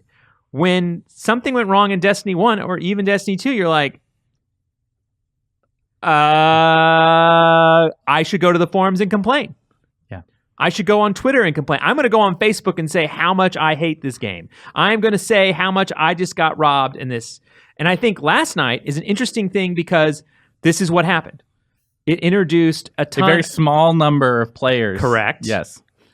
And it suddenly blossomed into a person like Dan having to have conversations the following morning of, like, I don't know if I should play this game, which is terrifying. That is trouble for a game. Yeah, I mean, and that's all misinformation. At least at this point, as far as we know, right? If we're going to come back to what Destiny says to us, is that it was 400 players, that 4 they're talking about bringing back, and that they looked at each individual case, which maybe they did. I'm not arguing with them where they did, but what does a player who got banned? How does a player argue that? You can't. There are people who are saying that, like, I never got into the game. That I literally, how could I be cheating? Because I never logged in. And as I tried to log in, it said, hold up, your account is banned. And now that could be a lie. I mean, it could be. There's no way to check that. Yeah, there's no way to check that. But it does create some challenges. And so, you know, the PC version of the game launches under that cloud. Yes. A little bit. Amidst a bunch of other things, you did end up playing a bunch. I played a good bit yesterday, and cloud or no cloud, like everybody that I'm introducing to Destiny who had no idea what this game even was, because they don't touch console ever, right? So they were just like, yeah Destiny's whatever. I'm like, this game is an MMO, man. Why didn't you tell me about this? I'm like, it's pretty cool, right? And they're like, this is amazing. I can't wait to play all weekend. I'm taking time off. I'm scheduling the pizza truck. You know what I mean? Like they're in and they're enjoying the hell out of it. Yeah. I think, you know, some of the issues that the console players are having now with the end game being the PC players won't run into that for for several We got a days couple or weeks, right? A couple days for my players, Yeah, probably. sure. But yeah, but they're gonna see like they're voracious MMO endgame consumers, right? Yeah. So they're ready for. Min-maxers are going to hit a wall in 1 to 2 weeks. I think it takes more than 3 or 4 days. I think to hit even that if you're, wall. I mean, you start to even see some people- cracks, but you're not going to hit a wall. No, exactly. I think they're also- Especially because there's the idea in this game that very much encourages alt play, Sure. right? So whether you like that or not is debatable. Maybe you don't want to have to do an alt, but the game is built to like run 3 characters, run the 3 classes, experience what each of those classes has to offer. Right. Trade stuff between them, like use the one that you've already leveled to get the other one up quickly. That's just built into the DNA of the right, game, it is, and that adds a certain amount of replayability and enjoyment. I would also say, I mean, one of the other things, so as not to get too bogged down into the details of like the challenges that Bungie has faced with this launch, this PC version makes a very, very strong impression visually as you get into the game. It's amazing. Like I said, this is the reason I was going to play on console with the rest of you guys when it launched. Yep. And then I tried the PC beta, and as I've already stated, like just blown away by what an uncapped frame rate can do. It's just, it looks and plays a lot better. Smooth as butter. It's just a lot better. It's also a matter of, for someone like myself who has played hundreds of hours already of the game on console, it's fascinating to see the details that I can now make out about character faces and about armor pieces and what a ship looks like, viewing it in PC and on the PC, and I think that experience is worth having. And now I think one of the places that Dan and I are probably in different places about, in our opinion of the game, is how it controls, right? There's a lot about this game that is about the experience of the gunplay, the experience of like taking up a weapon and using it in play. And by their own admission, Bungie and their partners at Vicarious Visions have said that they kind of went back to the drawing board in a lot of cases to rework that feeling for PC. You have to. You have to, and that was the right decision, Yeah, you right? have to. You have to. But it does dramatically, for me, it does dramatically change out the gameplay experience, because there's so much about that game that is about the feel of the thumbsticks, the way that the guns respond when you shoot them. Well, you would say if there's some kind of like Triforce that holds the game up, one of the major legs that keeps Destiny from falling over is its gunplay on console. You know what I mean? Like that is a major reason. I mean, I mean seriously. And then we talk like we're kind of being down on Destiny 2. I love shooting people in Destiny 2. All I need Bungie to do for me is give me a reason to shoot, to continue shooting people, right? Like, and I think that is going to be an interesting thing that I think the PC crowd is going to face, is that I think people are going to love it. I think we are going to have this amazing honeymoon period where people are going to be thrilled by what Destiny has to offer, because Destiny is an amazing FPS MMO. I think that 100%. I've always been a big fan. Not everyone's into MMOs. Not everyone's into FPS. There's a lot of things to not like if you don't like those things. But if you like those things, it nails it. Mm-hmm. Miller's points later about his kind of, which, by the way, if you're a Destiny fan, it's a fascinating read he did, kind of a wrap up of season 1 of Destiny, that kind of goes through the problems that start to show cracks in far as like keeping you motivated to shoot people in the face. But we mock this game out of a place of, we love where this game is at. Like, we love the core game. We just need the other parts to be there. And I think that's going to be the interesting thing when we talk about this, in particular case, like the overlays, the things that PC gamers expect. It's going to be, I think it's going to be an interesting battle, because I think Destiny 2 can have a rocket launch on PC and be super exciting, and people be like, this is a game I want. But I also think this game can fall off a ledge on PC if it doesn't. I mean, for lack of a better term, like there is a reason you own a $2,000 rig and put up with Microsoft and updates and all the other things, and that is for a different quality of life. And if they can't, and a different level of customization, and if you don't get those things, I think that's that can be a real problem in the long term. And which is one of the major problems we have with Destiny in general is quality of life. Sure. Right. And if you have in-game quality of life issues and you have how the game works on your machine quality of life issues, those add up. There are problems like vault and inventory management that I think, Dan, you may have some friends in a few weeks who are they're gonna be hilarious. I can't wait. Yeah, I can't dumbfounded and I have no doubt. infuriated because there are solutions that in typical PC games have been resolved not like last year, but like 8 years ago. Decades. Like decades ago. Like no one will be like, I have bag problems. I mean, they're gonna freak out. They're totally gonna freak out. And maybe that's good. Like maybe that will give the push that is needed to communicate that like this thing that the console players have been also saying is frustrating for a really long time. It'll be added wood on that fire. But there's a lot of things there that are going to need to get addressed. But in the more immediate term, the PC version plays really strongly. It looks gorgeous. And it is kind of for people who maybe already played the console version, I would say there is something that's sort of like academically fascinating about how it feels different. I don't use iron sights as much, for instance. I don't either because you don't need them. You don't need them. You have the accuracy already. You don't need to dial in. The idea of a weapon that shoots better from the hip was always a thing in Destiny that Andy and I would joke about, like, that's a total wasted perk. I don't need that gun. Shoots better from cover. It's like no one uses cover in this game. No. What cover mechanic is there in this game? But here in this game, a gun that handles better for like shooting from the hip, that means all your guns, because you're shooting unless something's real far away, you're often shooting from the hip. There are times when you're using a sniper rifle or a scout rifle and you're hitting at something really far away. But anything medium range or else, you can pinpoint that mouse cursor right at his head and you're going to hit him. The feeling of the guns, which we alluded to before, means that the actual weapon balance is really different on PC, right? Like hand cannons notoriously for the first 2 months of this game have been kind of useless on console. They're a huge pain to use, right? Because you try to aim. Well, and actually, like, hand cannons can be good on console. There's plenty of times in previous versions of Destiny that hand cannons ruled in PvP, but they don't right now. You don't see a lot of people using hand cannons, and they're a really fun weapon.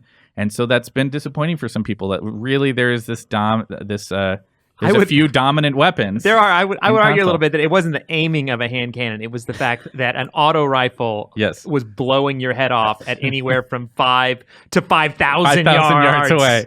And but they continue. And the reality is that even a few games at Crucible made it clear to me on PC that dynamic is just totally different there, right? Like hand cannons feel different. It's early to say, but a hand cannon on PC, you can accurately aim that much easier than trying to flub around with trying to hit somebody on console. And you're going to hit the guy. Yeah. And you're going to kill the guy. And, that's hand cannons are better inherently, maybe. Headshots as a whole seem a lot easier. Just like I was able to, I play with shotguns most of the time. Most of my kills with that shotgun were just headshots, which are unnecessary because you don't need those. But even with submachine guns or anything like that, even at close range, it felt like you are getting a beat on people a lot faster. Yeah. So it feels different. I am, for the record, I think that even after a few hours of play, I am not sold that my personal experience is going to be better on PC. And I think that there will be a lot of console players. I guess what I'm saying is I don't want to oversell the PC version. For people who like the controller experience and like that, and maybe more importantly, have already done a bunch of leveling and gotten their exotics and all that kind of stuff on console. I don't know that it's a necessity to I have to switch to PC.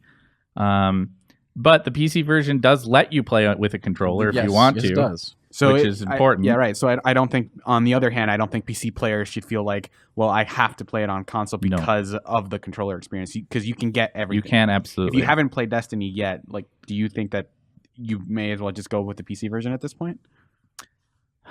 I think it depends on your rig, probably. Yeah. I think low-end PCs might struggle a little bit. But I can't speak from personal experience, but one of my friends is playing it on a pretty low-end rig, and it's running pretty he's doing okay. But I guess that all depends on, with PCs, it's all about Yeah. It's not a question that we can necessarily answer. It's Right. more about like, okay, you're gonna have to go up on the forum and like, go to can you run it or something and figure that stuff out for yourself. Bungie has said before, and Andy and I have echoed this statement, I think, that the place to play Destiny is where your friends are. That is absolutely true. Yeah. This game is made or broken by the availability of people to hop in and be like, oh, hey, look, Bob's on. We can go do that strike now, right? It can be played single player, and you can play a lot of the game single player. And one of the great things about the game is that you can log in and run around and do things by yourself. Yep. And sometimes it's nice to do that. But ultimately, I think any of my best times and the things that I've done that have been the most interesting have always been in a group, anywhere, from 3 to 4, at one point at 6. Yeah. And so I think that's important, right? Mhm. And I think, I think people know who they are, right? I think they know what kind of gamer they are. I think it's one of those things like you can figure that out. I mean, Destiny is a fun game either way. If you like console, you can't go wrong. I don't think you're gonna, if you don't spend a lot of time looking at the PC version, you're gonna be like, man, these graphics stink. Or these controls stink, or this, it's a different world. I mean, I think I think that's gonna be an interesting thing to watch is how different these worlds develop and how Bungie and Vicarious deal with the world as it evolves, right? Yeah. Because it is going to evolve. I mean, I think one of the jokes we made too, we talked about, the PC gamers getting mad about the bags. When they start playing PvP a lot and go, wait a second, I can't choose what map I'm gonna Or play, mode. or I mean, I think a lot of those things that, on a lot of PC games now, you can choose. Do they get grenades? Do they not get grenades? What weapons can be in there? What weapons can't be in there? I mean, like, there's a lot of customization that's offered that you can have, the way that what kind of servers you use. I mean, there's a lot of choice that can be made, and to remove that choice is going to be an interesting challenge, I think, for that crowd. But I think it'll be fun to watch, and it's also fun too. I think it's super interesting that it's the first game on the Blizzard downloader. That is probably one of the more significant points of this entire conversation. It's kind of crazy to see. It's really weird. An Activision game just sort of coming into that. And does that mean more are on the way? What does that mean for the future? Sure. I mean, this game fits really nicely in with the Blizzard list. Like, it feels like it could, it's got that sort of. Oh, it definitely does. There's a lot of comparisons between Blizzard and Bungie that make those studios feel like compatriots, right? Mm-hmm. The big question is, what else? What else is going to come on that launcher someday? Yeah. And I think you can say 100% that people at Bungie play Blizzard games and people at Blizzard play Bungie games. Yeah. I think that's very apparent, and I think it's funny too that, to your point, in the downloader for a while, Destiny was right next to all the other Blizzard games on the list on the side, Yeah. and then they just added a thing that said Blizzard games, There's a little divider. Activision games, Yeah. and there's just the one game underneath there, which is kind of hilarious. And I think you're right. I think it does fit. I mean, I do hope that the lesson of yesterday and today and tomorrow going forward is that Destiny and Bungie learn that they need to give people the ability to have some kind of recourse. And I think, as we've talked about many times with Destiny 2 in general, I know they think they're communicating directly to the consumer. I feel like they're not communicating enough. I feel like there's a lot of holes in the communication. I feel like I can't believe we had that this morning where I was like, what's going on? And we had Cosmo out there saying like, hey, no one got banned for this. It just makes it where the game doesn't run. And you were like, wait, what? like that was the quick kind of fix to what was essentially bad information spreading, but spreading quickly. And even then I was like, well, if you get banned, Dan, you can, well, I mean, we can call Bungie because because we're Game Informer. We'll be like, hey, I called you for something else. By the way, I got banned using Discord. I can't help me out. Can't cover your game anymore. But that's not available to a gamer out there. And I think they need to figure out a way so that gamers who have issues with the game or get banned with the game, that those are things that they need to address in the long term. But I think Bungie and Destiny definitely fit in that Blizzard downloader. It'll be interesting to see when they try to add Call of Duty. Yeah, that's going to be next Crash Bandicoot wild. game. Which, by the way, just to clarify, so that we don't start another misinformation campaign, that has not been announced. No, it certainly hasn't been announced. But it is the wind possibility. It It does feel blowing, like the wind is you know? blowing that way. Well, I mean, the Blizzard downloader is trying to be in, which was kind of the joke we made this morning when they're like, they're not letting people use Discord. We were like, well, that's because the Blizzard downloader is trying to be like Discord. They have that new functionality. True. You know, a lot of these downloaders are trying to get more voice integration, more chat, more kind of built-in forms, which is great, by the way. It's all good for it's all good for the consumer. Yeah. It's nice to have those kind of communication tools and have those things available. You know, I don't know how many times I've had someone on the internet go down and you're like, how are we going to find out? And you're like, that's right. They've got an app for Discord and they can send, you know, like you can get it from their phone. I'm very happy to be in a world with more information about how the game and my gamer friends are doing. But interesting, rocky start, but thumbs up, right? I mean, thumbs up that it's on PC. Yeah. I mean, like that's huge. And there's we know that there are certain people who only play on console and they only play on PC, and that's just the communities that they're comfortable with. And let's not miss the forest for the trees here, right? Like Destiny 2 is a really fun game. Yeah. Like yes, they're struggling with some chat problems of figuring out how people are going to communicate with each other. And yes, after dozens of hours of play, there's some endgame issues that this game needs to deal with. But the core reality is that this is this remarkable melding of fantasy and science fiction tropes, a great class system with really interesting enemies to fight, a bunch of different things to collect and weapons to try out, and a universe that is well worth discovering if you haven't had that opportunity yet because you're a PC person. And now that opportunity is in front of you. And I don't know, I mean, I think even with all these little caveats and concerns that we're expressing, I still feel that way. Just don't run anything but Destiny. Don't run anything else at the same time. Make sure you use the Blizzard. This is a great game. Sponsored app. Just be really careful. No, I don't know. I think it's a game that people should try out. Yeah, and see if it scratches some sort of itch that they didn't know they had. Because I think there's a lot of people who played it on console who discovered a special kind of love for this franchise. Yeah, that was my kind of go-to line as just an Andy McNamara-ism was all these people are on Twitter, these people are on Facebook, and they're like, I can't believe how great Destiny 2 is. I can't believe it does. I'm like, it's so much like Destiny 1 that you hated. I like all the things. I mean, it's presented in a much different way. Yeah. But in a lot of ways, it's the same core game, right? And I love that core game, and I'm into it. It's definitely, having a better campaign opens up the door to a lot of people. But it was one of those things of like, yeah, that's so totally different the way you get exotics and shoot stuff. But it is a great game. It is a lot of fun. Big fan. Thank you guys so much. I appreciate the talk. I know it was that was a lot of stuff shoved into 30 minutes. But that's what we do here. We truly find ways to make 30 minutes feel like an hour. All right. Excellent. Thank you guys. Coming up, we are going to talk Wolfenstein, the new Colossus with JB. We are going to do emails where we're going to talk about past games of the year and have little worthless showdowns that mean nothing. Perfect. Truly amazing. Welcome back to the Game Informer Show. I am Andy McNamara, your host. Ben Hansen and Ben Reeves are out this week, so that has been left to myself and Sarah Vasquez there on the end. And we are here to talk to JV G. Waltney. That's good. Gwaltney? Yeah, you did it right. It's good. We'll That's just fine. do that. G. Waltney from now on. In staff meetings and Waltney. everything, I'm going to legally change the pronunciation of my name. I did threaten to call him the old G. Walt, but no, I'm not going to. He said he wouldn't respond. Well, so you just did though. Yeah, like Without. All right. it's fine. It's fine. So, welcome to the show. Hey, yeah, it's How good you to doing? see your face instead of Ben's. I'm really tired of looking at Ben Hansen's face. So Well, I feel. this. Well, thank you so much. I really appreciate that. This podcast did not have enough old, tired-looking man on it, and now we've really We've really stepped it up. Are we We've about really to be stepped it grumpy up. as hell Yes. for like this whole thing?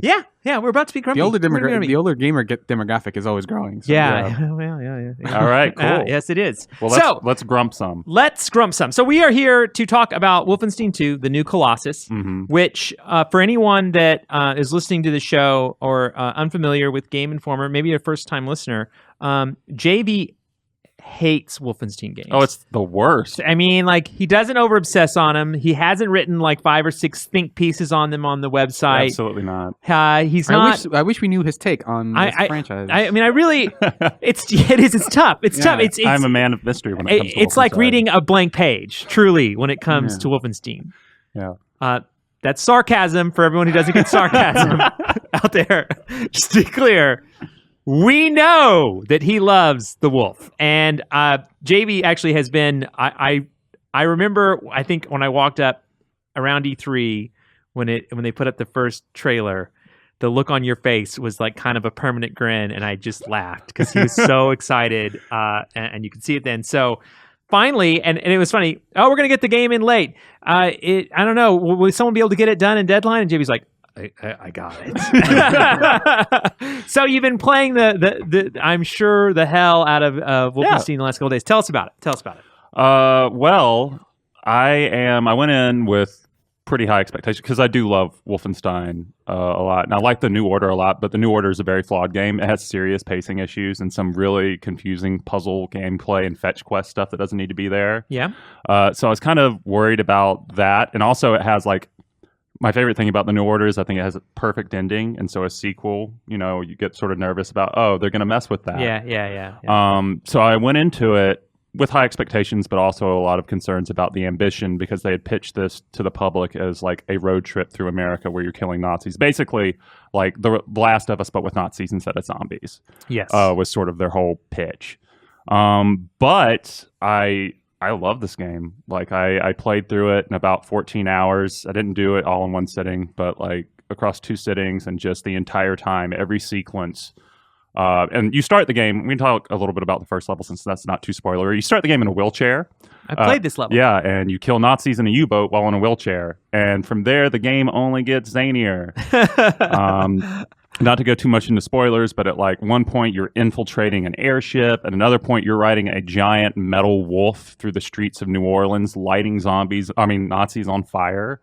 And that's just the tip of the iceberg. It's just crazy all the way through, and it's got a lot of variety, which I love. Like I love first-person shooters with variety. Yeah. I don't like, because to me a first-person shooter is an act of like creating an illusion for repetition because you're killing things. And all first-person shooters, shooting guns over and over and over again. And so much of the strength of a first-person shooter, especially modern first-person shooters, relies on, okay, how well can we cover this up in a particular context or make it seem interesting? Titanfall 2 did a really good job of that. Yeah. Like it was constantly like requiring you to do other things than kill other people, or like, just it was very arcadey and fun. And Wolfenstein 2 does sort of the same kind of illusion. Like you are killing Nazis all the way through, but the gameplay is flexible. Like you can use like stealth, or you can go all in Arnold Schwarzenegger style with like dual wielding weapons, a shotgun in one hand and like a sniper rifle in the other if you want. And the story is just beautiful. It's one of the best stories I've ever seen in a game, and it also because it's a very okay. Hold on, I gotta interrupt you. It is a beautiful, one of the best stories I've ever seen in a game. Okay, at the same time you say, which I assume because I've seen the first game. I mean, part of the reason why the first game is fun is that you're just like, what the hell is going on here? Why is this guy living in this attic? What is, just, it's weird. Right. Oh, it's a weird game. You're like, none of this makes sense. Okay, we're doing this, but it's fun and done. And like you said, the parts around it, the context are fun and interesting, right? In most ways. Like, it's like, okay, I know I'm going to get in a mech on this level. I'm going back to the original one. You're like, okay, the way I got in this mech was pretty hilarious and pretty ingenious the way they got you there, right? But to say the story is that's a pretty bold statement. Right, and I don't feel that way about the New Order. Like, I really like the story in the New Order, but the problem with the New Order was that it would introduce this memorable cast of characters, and you'd get like 20 seconds with them. Yeah. What the new Colossus does is it takes that sort of hub world in between missions that was in the original game and expands it and makes it feel much more like the Normandy in Mass Effect 2. Okay. So you get a lot of time there to interact with characters, and like you get every character, all side characters, and you get to talk with them and find out what their stakes are in this and like the traumas they've been through. And like you get to see them during good times and bad times. Like it feels like an even split between like, okay, I'm running around in missions killing Nazis for like whatever reason, for whatever my objective is. And then I'm back on the ship. It's the U-boat. I'm back on the U-boat interacting with these people and finding out who they are. And it's like deeply moving sort of conversations about racism, about faith, about white supremacy, about all these like very complicated things. And like, BJ's wife is pregnant and they're worried about having twins in this world. Like it goes to some despairing places, but also like there are some sequences that are just hilarious that are reminiscent of like Saints Row sort of stuff, where it's just like, okay, cool, we're all getting drunk and having a blast and people are getting into shenanigans. It's very good. This seems all over the place. You say Yeah. It's no. Like, greatest story I've ever heard. Also has a lot of things like Saint Row. Is there? No. It's like it's an interesting reflection of humanity. And you punch Nazis. Yeah, no. But how much is it? How much of it is like BJ Blazkowicz sort of monologuing? Because that was a part of it. Because he'd walk out and it's like, oh, the rain. You can't escape getting wet. It's there's still some monologuing, but most of the story interactions are between characters. And BJ actually talks more in the original game, or I hate saying the original game because it's not the original game, but in the New Order, he did have that thing where it's like, like I'm a poet. Yeah. And he'd just like say dumb shit like that. Right. But here he talks a lot more with characters like constantly. Like he's not like sort of this, he actually becomes a character. He's not like a caricature from a leftover time. Like you get to explore his history, like growing up as like an abused child and stuff. So it's very interesting. And tone-wise, I was kind of concerned about that when I was playing, but in the end, I felt like just how despairing it is, it's necessary to have some of that light in. So like those things mix really well together. Like in other games, I feel like they would mix about as well as oil and water do. But because of the writing and the earnesty behind it, behind like what the characters are saying and what their situations are in, it works.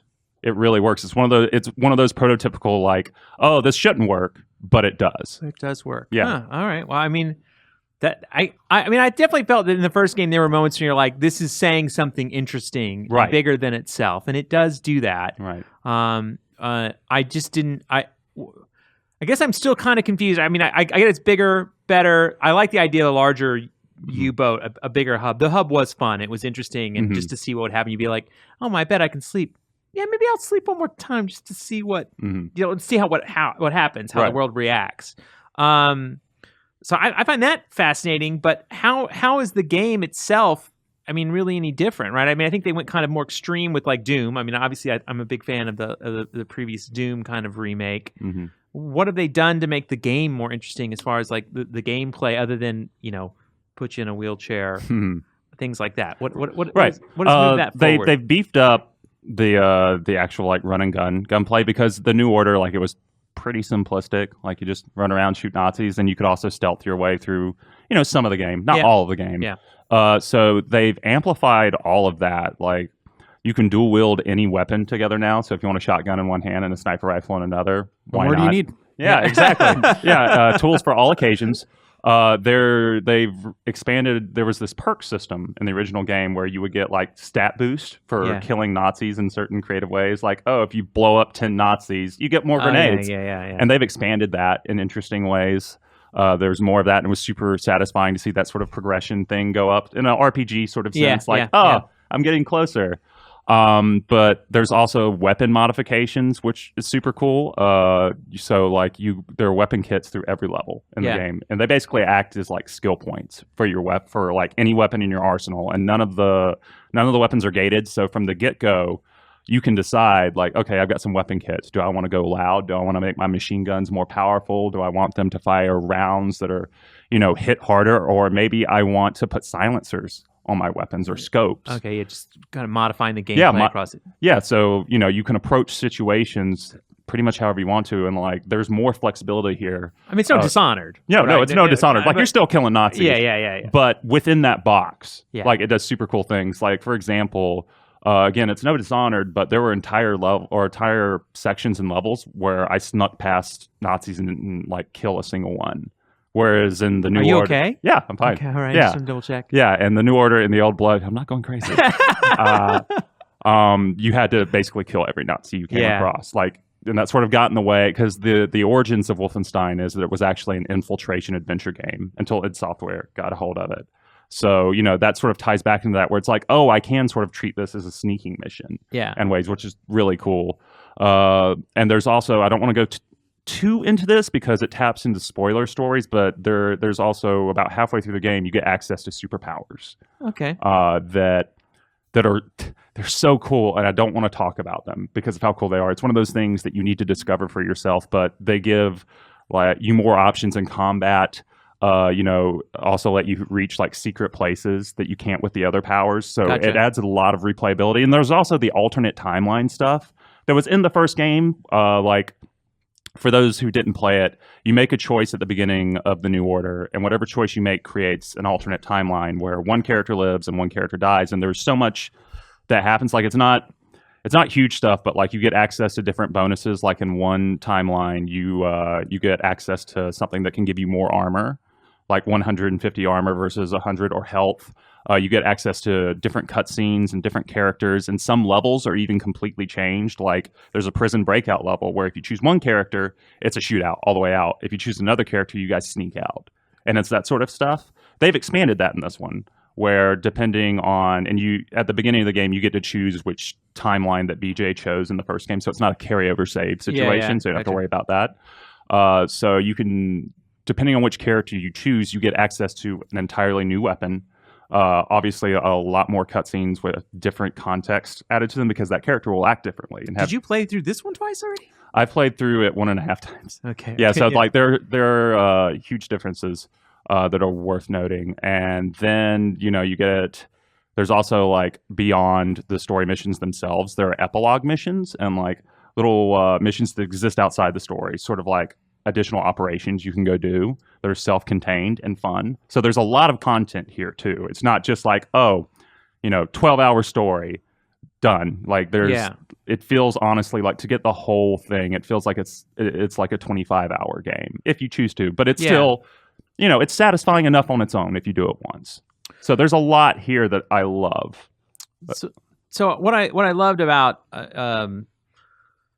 I mean, you'll have to agree. I don't remember. I don't have the same depth of knowledge of Wolfenstein as yourself. But that crazy Nazi grandma lady and like and her granddaughter, is it in the video? That is a extremely uncomfortable situation, at least for me. Maybe because I become uneasy at most things.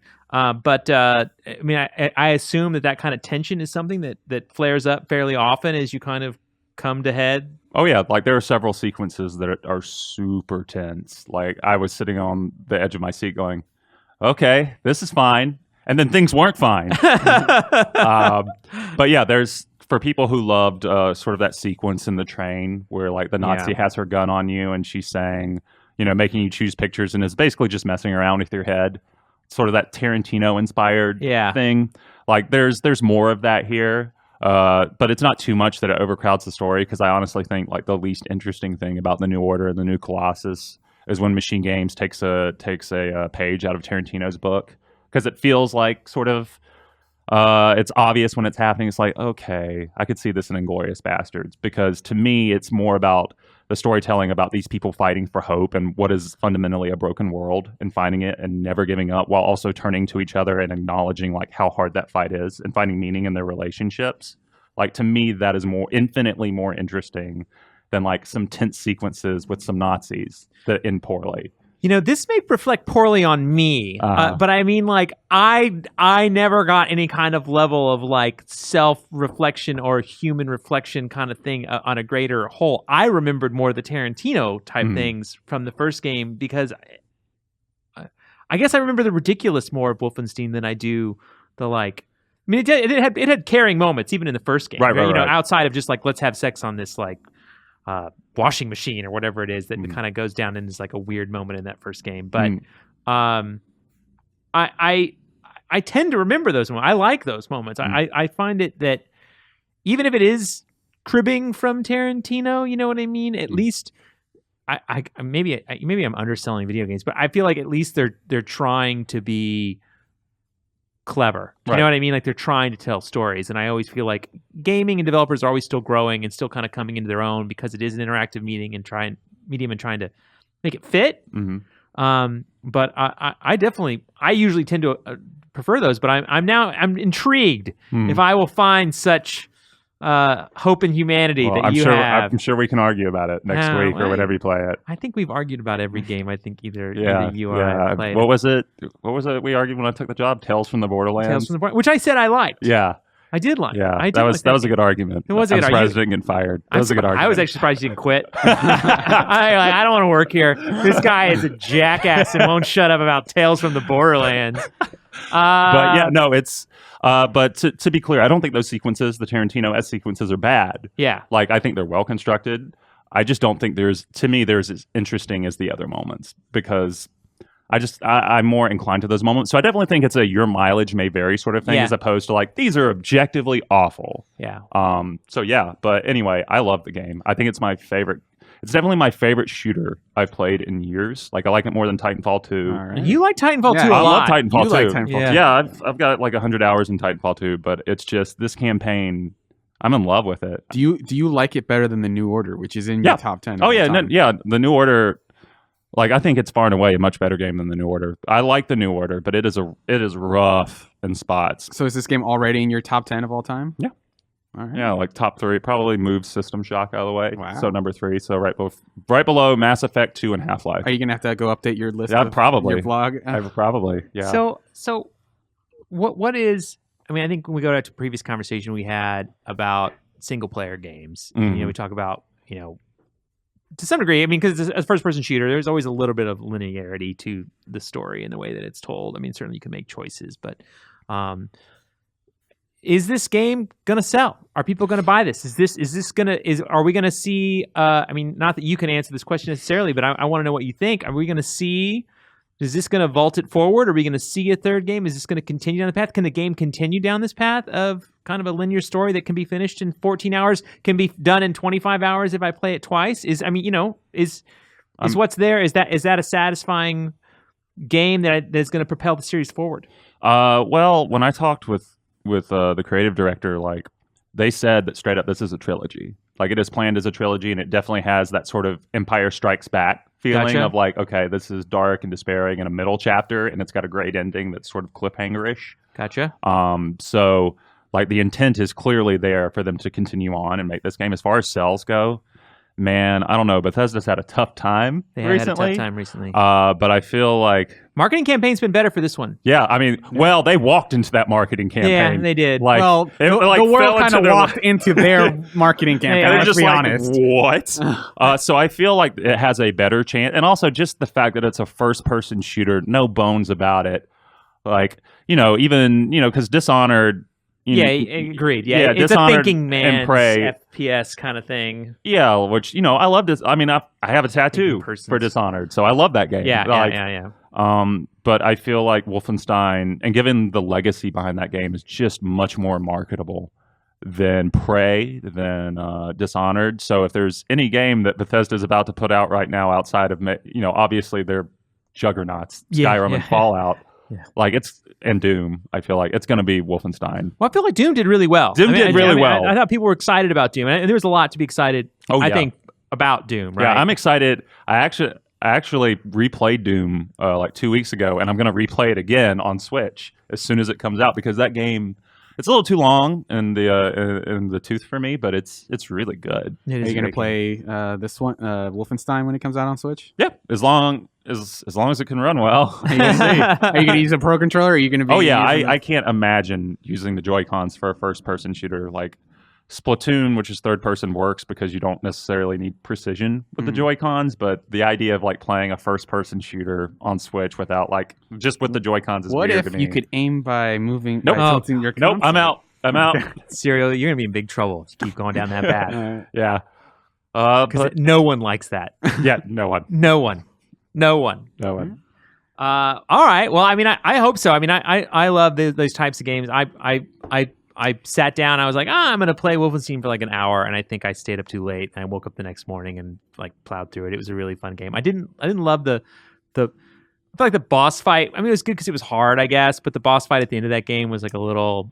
Yeah, it wasn't that fun to just kind of repeat the same thing over and over and over. Until I almost it got memorized interesting. the line at the beginning of that encounter of just like that because I played it so many times. It was kind of frustrating. Yeah, it's they've fixed that in the new Colossus for what it's worth. I never minded that final boss fight that much. I understand why people do, because it does feel like an odd thing to end on, but at the same time, thematically, it kind of works. You know, it's just like, okay, here are these two characters who have been on sort of a crash course for like 3 games now, and it feels like a testament to that old style boss fight, but it doesn't translate to modern first person shooter as well as, you know, I'd like it to. Like Doom did a great job with that, like varying up the cyber demon and stuff, so it was more of like a patterned fight as opposed to like, all right, bullet sponge. But you know, I don't mind it as much as other people do, where it's because it's like, okay, this is thematically this works even if it's not great. Gotcha. Yeah. I feel like this has been the running theme, but does it have microtransactions? No. Okay, Yeah. well, I think it's maybe the Horse armor. It has Yeah. horse armor. You can get horse armor. Oh boy, Panzerhund armor. Yeah. Well, thank you, JV. I think I'm excited to play the game. Yeah. I think it's amazing that it's coming out on the same day as Mario and Assassin's Creed. I really honestly kind of hoped that they would have pushed it back to like, because it really does feel almost like a Titanfall 2 Battlefield 1 debacle. Except I guess at least this time it's not the same publisher. But we'll I feel see. like I feel like those 3 games kind of hit 3 separate, you know, sort of itches in a way that They do, but I mean, like I've had this happen to me where I go in with the best intentions of like, all right, I'm playing Mario, I'm playing Assassin's Creed, and I'm playing Wolfenstein, and then I go home and I play one of them. Yeah, right. Like it's a question of resources beyond money. Yeah, And these games, you know, especially those 2, Mario and Assassin's Creed, we're not talking like, oh, you're done in like 2 days. Yeah, like these games are massive, especially if like you're a completionist. So I don't know. It does feel like a bad decision to release Wolfenstein like head to head same day. Those games, just, you know, because people aren't going to A, have that much money to get all 3, and B, if they do, like the time, like where do you get the time for that? And to bring up another thing that's on this episode of the podcast, there might be a lot of PC players playing Destiny 2 as well for the first time this week. So it is an interesting week and an interesting time, I think, for games in general. Just that, you know, because this is just an interesting. I think that's an interesting thing when you talk about we have 4 great games all coming out. I mean, I've talked to no one here who's been, you know, down on any of the games that we've talked about. They're all coming out, and then we have to be concerned that maybe one of them will fail to there being too much great stuff going on. Right, yeah. I mean, we saw that happen last year with like Gears of War and Titanfall 2, games that underperformed but came out and were like really good. They were so good, and people just didn't buy them. Yeah. You have to be more than good. You have to be more than good. Yeah, it's not enough. I had this buddy when we were talking about when the indie game boom was happening with like Microsoft, you know, Xbox Live Arcade and stuff. And, you know, people were all going crazy like, this is a revolution, blah, blah, blah. And about 2 years passed, and he and I were talking. And at one point, his name's Nick, and he said, yeah, it's, you know, you have all these stores filled with all these indie games now, especially because they opened up like Steam Greenlight and stuff. And he said, it's just not enough to be interesting anymore. And like, I feel like that is something I've really taken to heart whenever I see like all these games coming out. Like, you got to have something more than just, this is an interesting concept, or like, it looks fun. Like, I feel like honestly, like marketing is more important than ever for video games. Yeah, like, it's very true. Yeah. And it's tough too, because there's, you know, even in that indie market, which I feel like is bigger than ever, but diminished right? A little bit just is like I don't think the titles are getting quite as much. We could argue, back and forth on various titles that have done spectacularly there, but I see games all the time that someone will mention in passing on Twitter or in a meeting that we have, and we'll just go, "Oh yeah, it sounds cool. I remember I got to play." Yeah, it sounds neat. We'll never play it just because, again, resources. Yeah, resources. You just never, it never comes back around, and you're just like, "What was the name of that game?" Well, I don't even remember the name anymore. Like, honestly, I feel a lot of the time, unless I'm looking for like a small indie game to write for the virtual life, a lot of the time I will not play a game that's like sort of on the fringes until it becomes not on the fringes, like Stardew Valley or PlayerUnknown Battlegrounds. Like, I didn't touch those games until they were inescapable. Yeah. And I feel like, honestly, sometimes that's what has to happen with an indie game. Like, you are either out there and inescapable or you don't exist. Yeah. Like, it's because you drown. There's just a sea of indie games literally every day. And you just drown in it, man. Well, and mobile's proven to be a marketplace. It's very similar that like you're out there with all the other trees until you're a giant. Yep. Right. And then everybody pays attention. It's a weird, wacky world out there, but what an exciting week in games. Thank you very much. Appreciate you guys. We've got one more segment coming up. I think at this point, I think we want to make you clap just to see it. Just to see my gangly hands clap. Yeah. Is that all right? Yeah.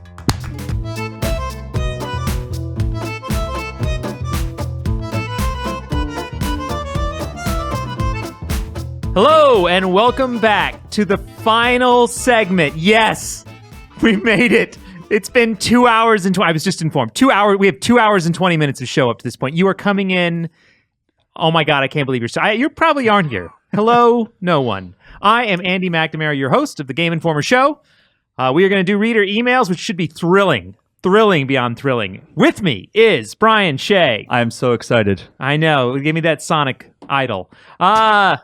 Andy Reiner, how are you doing? Huh? Yeah, he's bored too. You're not alone. We're still on. Yeah, we're still on. Oh, okay. We're still on.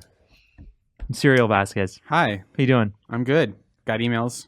Got me. This is the co-hostess right here. That's With right. the mostest. Yeah, I have the Mostest mostest emails. emails we've Yeah. ever done. Well, wait a minute. The host usually reads the emails and praises himself in That's those emails. true. All of these are addressed to Ben also, so Yeah. I'm just going to not, mention that at all and just say, do you guys just want to start off emails? Yes. Yeah, Yeah. Let's Let's start off with a real quick one. I think everyone wants this to end. Yes. Okay. We are starting off with a very quick one Especially from the Evan listeners. Ryford, who says, "Hey Ben, we haven't heard anything about Hidden Agenda. Until Dawn was a standout game from 2015, and Hidden Agenda is supposed to come out in less than a week, but now there seems to be no hype or marketing behind it. I can't be the only one excited for it, right? So as a coincidence, we do have a review of Hidden Agenda up on the site from our own Jeff Marchiafava, who gave it an 8 out of 10. You can read more about his impressions on the site. So that's one email. Is that really how we're doing this? No. Keep talking. We're not We're not going to go right down the line. Thanks, and everyone. all Your us say the first same thing. question, it's on the website. Your second question, it's on the website. Your No, third question, I it's just wanted on to the call that out, website. that it did come out this week and we didn't talk about so it. this was I a figured- PSA more Yeah. than anything. Okay, Yes. all right. Okay, So excellent. Isaac Brady from Coon Rapids, Minnesota. Sorry, that's the state I live in. Writes in with a couple words about some feedback about the show from earlier, but then he moves on to a question. I am curious about how do developers pull quotes from your reviews for their marketing materials, and what are some of the dumbest and unrelated quotes they have used for GI's marketing of their games? The recent example I saw was a video for Shadow of War that plucked a GI quote about the open world or something. But the point is, Something. it That was was probably our completely quote, irrelevant or to the something. video. But the point is, it was completely irrelevant to the video.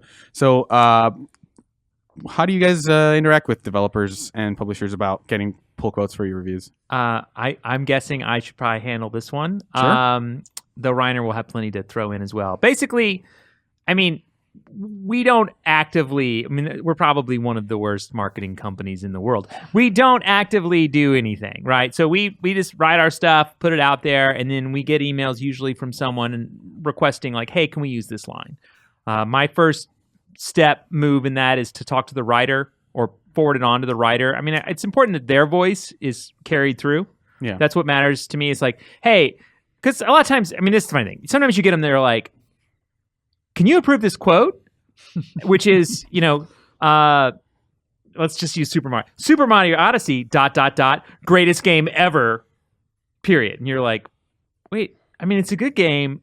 Did we say that? You know what I mean? And you go back through and you look through and then you'll find sentences with the word greatest and ever, but not all in the same sentence kind of thing. And you're like, no, why are you sending me that stuff? You're trying to trick me. Don't do that, right? You can kind of send that back. But sometimes they're just clips that they try to take out some of the just extra text that ends up being a sentence, and we're like, yeah, sure, that's cool. That gets the point across that the writer wanted to have, the point that we wanted to make about the game. So we try to keep it to be, to hold true to what we believe, I guess. In reviews, it's mostly fair game. Like unless they're butchering what we're saying and making a different message out of it, that does happen. But previews, we'll mostly turn those down. I mean, we don't approve every quote that comes through. Like sometimes you'll get someone with a launch day trailer for a game trying to use a quote from a preview that was positive, but then the review wasn't.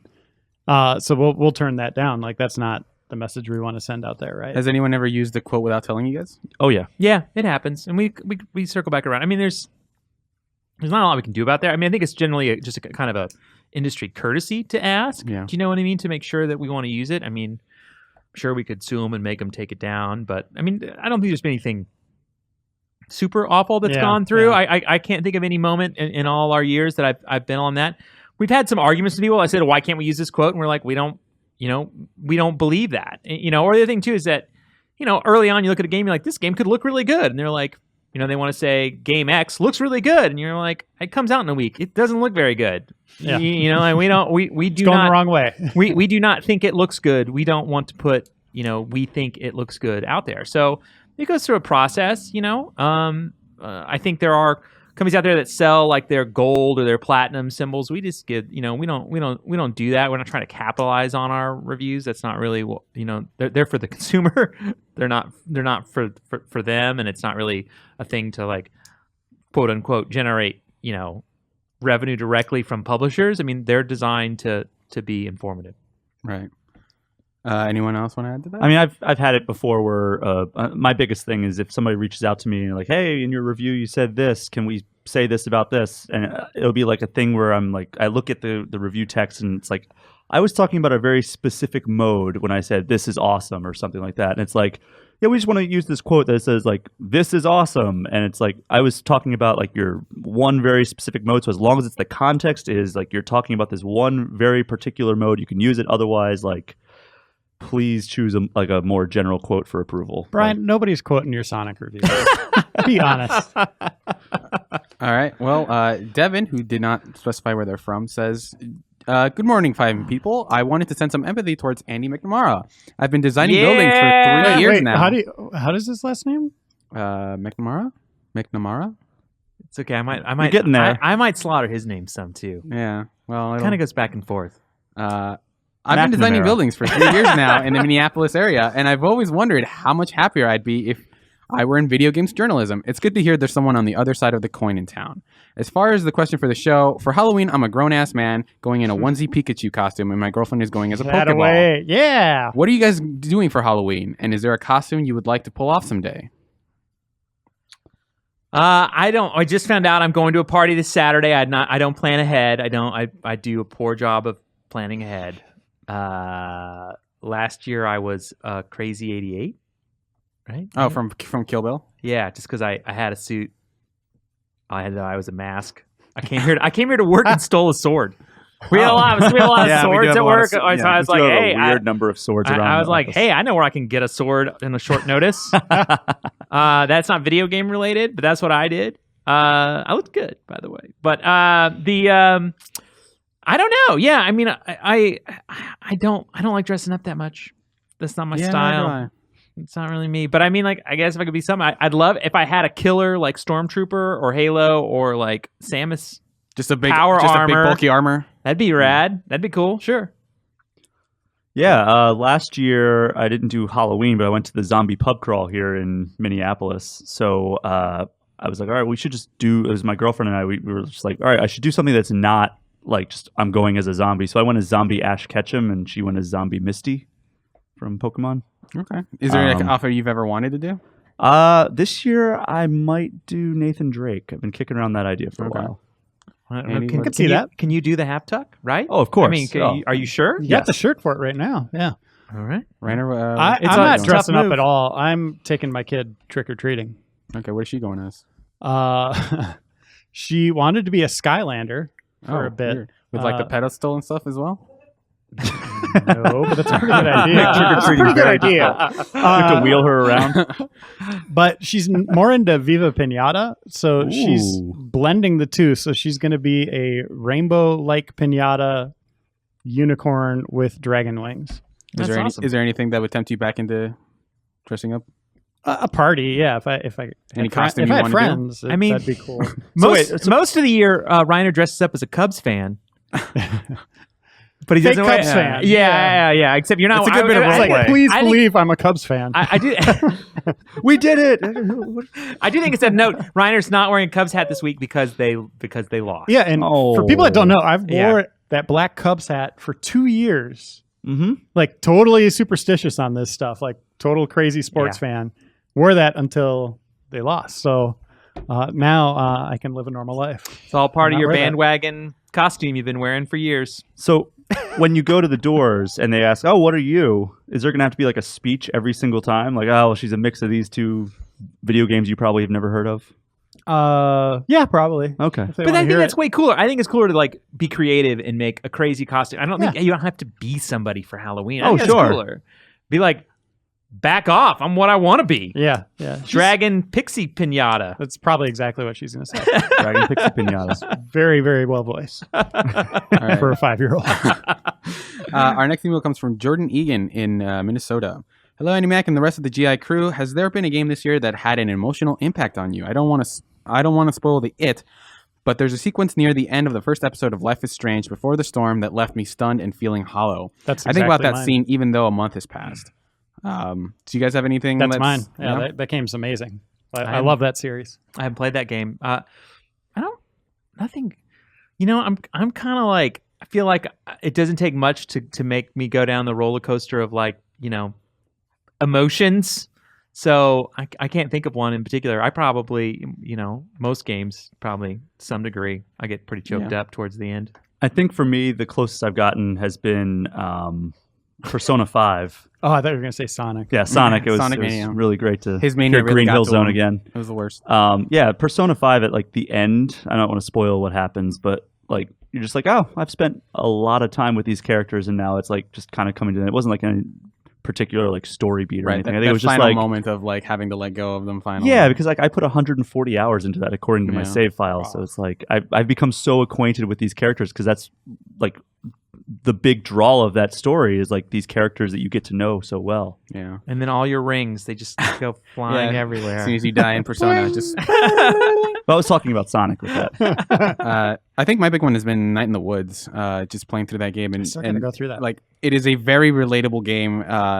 And just the hyper specific ways that that game sort of keys in on sort of the feeling of coming back to a town and having it be completely transformed and being in your mid-20s and being completely lost. I think I still think about that game now, even though it came out in like February. Yeah, That was probably my, Isn't that weird to think Yeah. like Res Evil was this year, Res Evil Yeah. 7? It feels like it was like 6 years ago now. yeah. another- Prey is the other one that I think about that way too. Yakuza 0 had a few moments like that. Like Yeah. they got really good with the storytelling, particularly in like the latter half of that game. Yeah. There were some beats that I really liked. All right. Well, Doug from Eugene, Oregon says, good day, Ben and cohort. Apparently there's only one more. I was just wondering about that couple of minutes of random conversation at the end of each podcast episode. Are those scripted or completely candid? Does everyone know they're being recorded? I'd like to think those few minutes are a good representation of your day-to-day interaction and that the chemistry you display during the show isn't scripted or forced. Actually, just lie to me and tell me you all get along in real life. Thanks for making my favorite podcast. I don't know what he's talking about. Yeah, I don't watch our podcast. So I don't know. Well, I mean, I can promise you we do not do enough production work that anything on this podcast is scripted in any way. Yeah. Specifically, at the end of every I- episode, sometimes Hanson will pull out, a couple things before we Sure. before we start recording and put them at the end of the show if they were, funny or I think interesting. the bigger question is, does Leo know there's a couple extra minutes at the end of each podcast? I'm guessing that might have just slipped through. Leo? I actually write all those segments. He has so much audio then of us someone recording does that work he just around cuts here. it all together from edits. He's really good at it. All right. Well, John Wood from Newcastle, Australia says, Whoa. "Hi, GI crew. I'm super hyped for Mario Odyssey. In fact, I don't remember any time I've been as hyped. Question for you. What's the most hyped you've been for a game, and was it worth it? Bonus question. What's the worst game you were hyped for and eventually disappointed for? Love your work." I mean, probably if you guys want, I can start off. So I think the game I've been most excited for was Super Smash Bros. Brawl, which is a game I took off. I remember just saying, I'm just going to skip school today. I'm not going to play it. I'm going to play it. It came out on a Sunday, I think. And then I played all of it Monday and Sunday and just played as much of it as I could. And I ended up kind of I kind of got bored of it by the end of Monday, and I didn't really play that much of it after, which was kind of a bummer. But I think I was way more disappointed by Gauntlet 7 Sorrows, because I really liked Dark Legacy. I remember it being like sort of the first big co-op game that I played with my friends, and then we were so ready to do that for 7 Sorrows, and we beat it like that same day. And we're just so disappointed by how bad and how short that game is. But yeah, do you guys have any memories of being super disappointed or hyped about a game? Well, I get pretty hyped for every game I play. I kid you not. Even like when Knack 2 showed up, I was like, cool, new game to play. But why are you dissing on Knack? What's wrong with Knack, Reiner? It kind of was a slight, wasn't it? Yeah, I didn't mean it to dissing on. be. Sorry. dissing on Even Knack. Even Knack. But I make an event out of one game, and that's Grand Theft Auto. I will take a week off of work, unless I'm reviewing it, to just sit and play that game. I wonder how many people are going to take the day off for Red Dead here at this office. Yeah, I don't know. Bert's will. I probably will. I probably will. It's gonna be a dead week Ghost here town, at the yeah. It's gonna be tough. Just speaking of, like, I can attest. Every Reiner just goes, yeah, I'm out, and I'm like, oh yeah, that's right. See you, Reiner. Bye. He does that. I know for me, not to interrupt the order here. I usually I like to do MMOs. Like when they first come out, I think that's the fun, is when they're like brand new and stuff like that, and you're kind of the first in the world and kind of start the race. And I've done that a lot, and I've had great times. I remember I power leveled for like 48 or 50 hours straight with a friend of mine to get like the first level 80 shaman, I think, on the server. That's getting into danger zone for health. Yeah, it definitely was. But it was fun. It was fun. It was fun. I think we basically, at points, it was like, I'm going to take a little nap and put you on follow while you kill stuff, and then scream in the headset so he wakes me up, and then I'll drive. I was going to ask, the question was, how long did you sleep after that? That first good sleep, was that like a 15-hour, 20-hour, like just passed out? I don't remember. I think there might have been a 2-hour nap in there. I mean, it was a race. I mean, you'd sit there and you'd I think that's why Blizzard stopped doing that, is you'd like level 79, and then see who all was 79. You'd be like, that guy was just 78. Oh my God. And you'd kind of freak out, or you'd see that someone had gone ahead, and it was a big race. And guys who were in my group, I think the one guy in my group, a warrior, was the realm first at 80. It was a crazy race. That was a lot of fun. I've done that again. My worst one was I took for an EverQuest expansion, which, by the way, there was a thing on a new EverQuest expansion today, which still blows my mind that there are new EverQuest expansions. But one of the early ones, I took the week off, and then the game was down the whole week. It never got up. Nice. They completely failed. This is when games as service at the beginning. They were like, "All right, here we go," and I was just sitting at home going like, "All right, I'm waiting, I'm still waiting," and it was down for a whole week. They learned their lesson and never made an online game again. Yeah. Well, I mean, you just did this for Destiny 2. Like, you guys I power were cruising through that. so did Yeah, I. that was Yeah. fun to see. Just It's fun to watch. Always highlighting Miller. I was like, man, he's still ahead of me.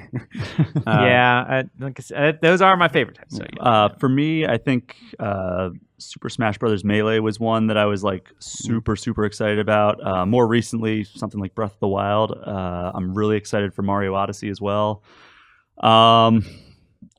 Yeah, ones that I was disappointed by. I mean, if you guys want to laugh at my expense, Sonic 06 was one where I was just like, oh, cool, they're doing something that could be pretty interesting here. You could not have given a better answer, in my opinion. I figured you guys would like that one. I love it. Also, at the time, I was one of the people who was really turned off by the aesthetic of Wind Waker when it came out on GameCube. Oh yeah. So I was like really excited for that but then like I kept having those flashbacks to that GameCube tech demo where it was like Link and Ganondorf. Basically the precursor to Twilight Princess. Yeah, and so I wanted that, and then I got Wind Waker and I played like maybe the first 3 hours. And I'm like, this is totally not for me. But since then, I have gone back and beaten it, and I love it. But I also Mario Sunshine was another one in that kind of same time era where I was just like, this is not the successor too cool to for friendly things. This is not the successor to Mario 64 that I want, and I'm still not really a big fan of Sunshine. Oh, neither am I. Curtis L says, "Hello, Andy Mack and friends. Andy, why did that weirdo Ben Hansen come sit in your office during lunch on his first day? Were you creeped out by his behavior? If anyone else has experienced Ben doing weird stuff on the job, please share." Creeped out is past tense. It should be present tense. I don't know this story, so I'm really looking forward. He's still creeping. I'm gonna sound like a horrible person. I don't really remember anybody's first day other than I don't even remember my first day. I don't even remember. I don't first either. day. Actually, mine. Yeah. So it's like it all kind of. I mean, is Ben Hansen a bit of an oddball? Sure, but he's great. You know, everyone's a bit of an oddball around here. I mean, we play video games for a living and do this podcast for 17 hours every Wednesday. I mean, you know, it's all part of our time. But I do not remember. Maybe Ben remembers because I'm sure he was probably nervous. Yeah, as a lot of people tend to be. That's the last thing you should do if you're nervous about having a new job is go sit in your boss's office and have salad. I might have asked him to do it. I don't know. I can't remember. I was like, he made, you know, Game Informer has been like a company that Reiner like knows. I mean, there's been times like, hey, great, we're so glad you're here. It took us forever to hire you. Glad you're here. We don't have a desk or computer for you today. So if you could just stand over there while we figure it out, we'll get to it. We'll pay you. I mean, like that could have been the case. I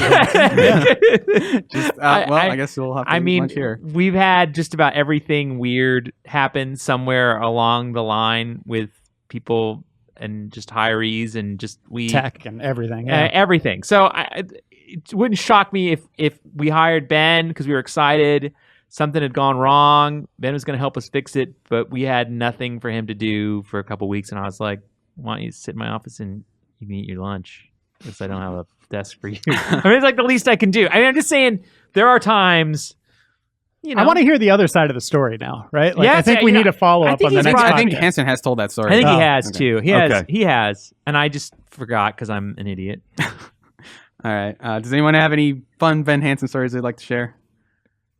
I got to tell you, there was those 2 weeks when he wasn't around to do the podcast. Oh, that was terrible. That was truly.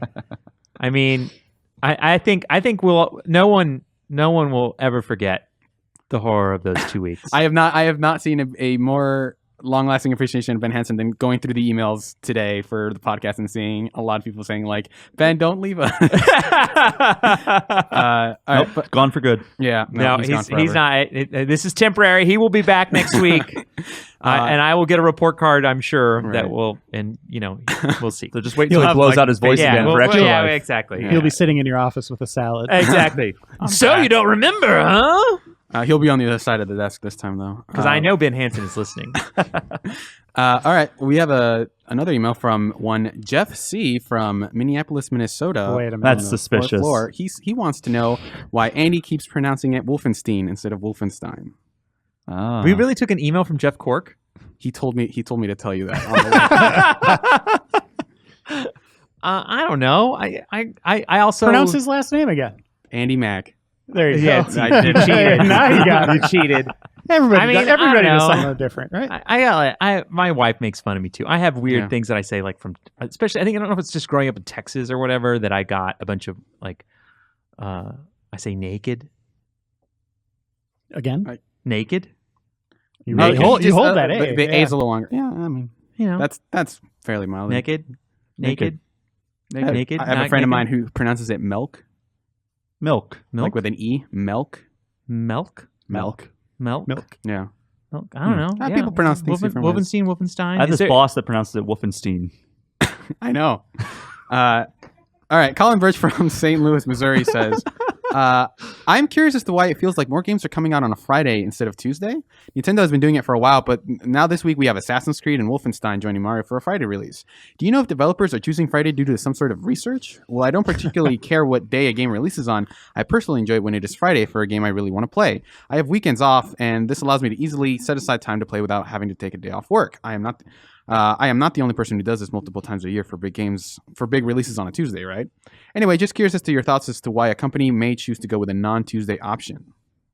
I think it is something about like the weekend is right there, so it gives players like you're probably more likely to go to a store after work on a Friday and be like, okay, I'm going to grab something to do over the weekend than you are on a Tuesday. Now, whether or not a game launching on a Tuesday and the fact that it's already in stores for that Friday really makes that big of a difference. I mean, I don't understand the behind the curtain stuff for that, but like, it makes it more of an event, I think. Yeah, I mean, it's good from a gamer perspective. I don't know about marketing and all that stuff.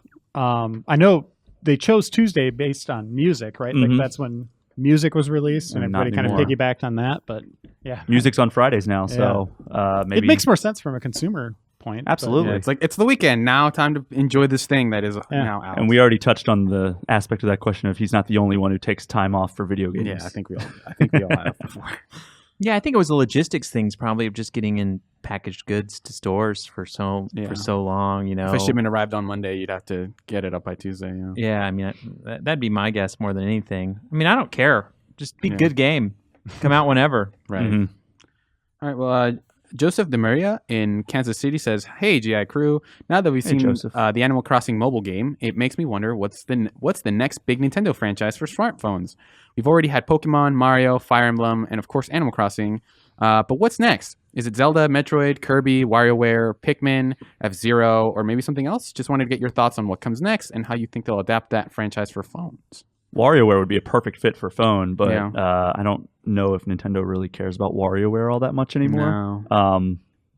It seems like you got to stick with the big dogs, right? Yeah, I like think Zelda so. would be next. Zelda or Metroid would be great fits, but I think Zelda is probably the more likely one. I just don't know how they would do it. It's interesting because I think they're kind of running I think Zelda and Metroid are both known for being more substantial games. Or I think Mario is malleable enough that you can get away with something slight like a platformer. Mm-hmm. Animal Crossing does have sort of that daily upkeep thing that I think makes it perfect for phones. But I think something like F-Zero could work really well because it would be small, like it could be a small scale racing game.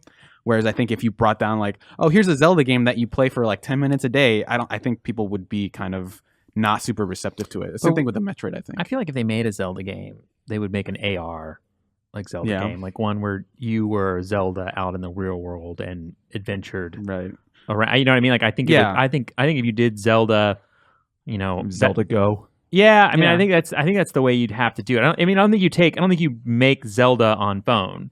Yeah. It's got to be something different. It's a bad idea, right? Just like Super Mario was an endless runner. Yeah.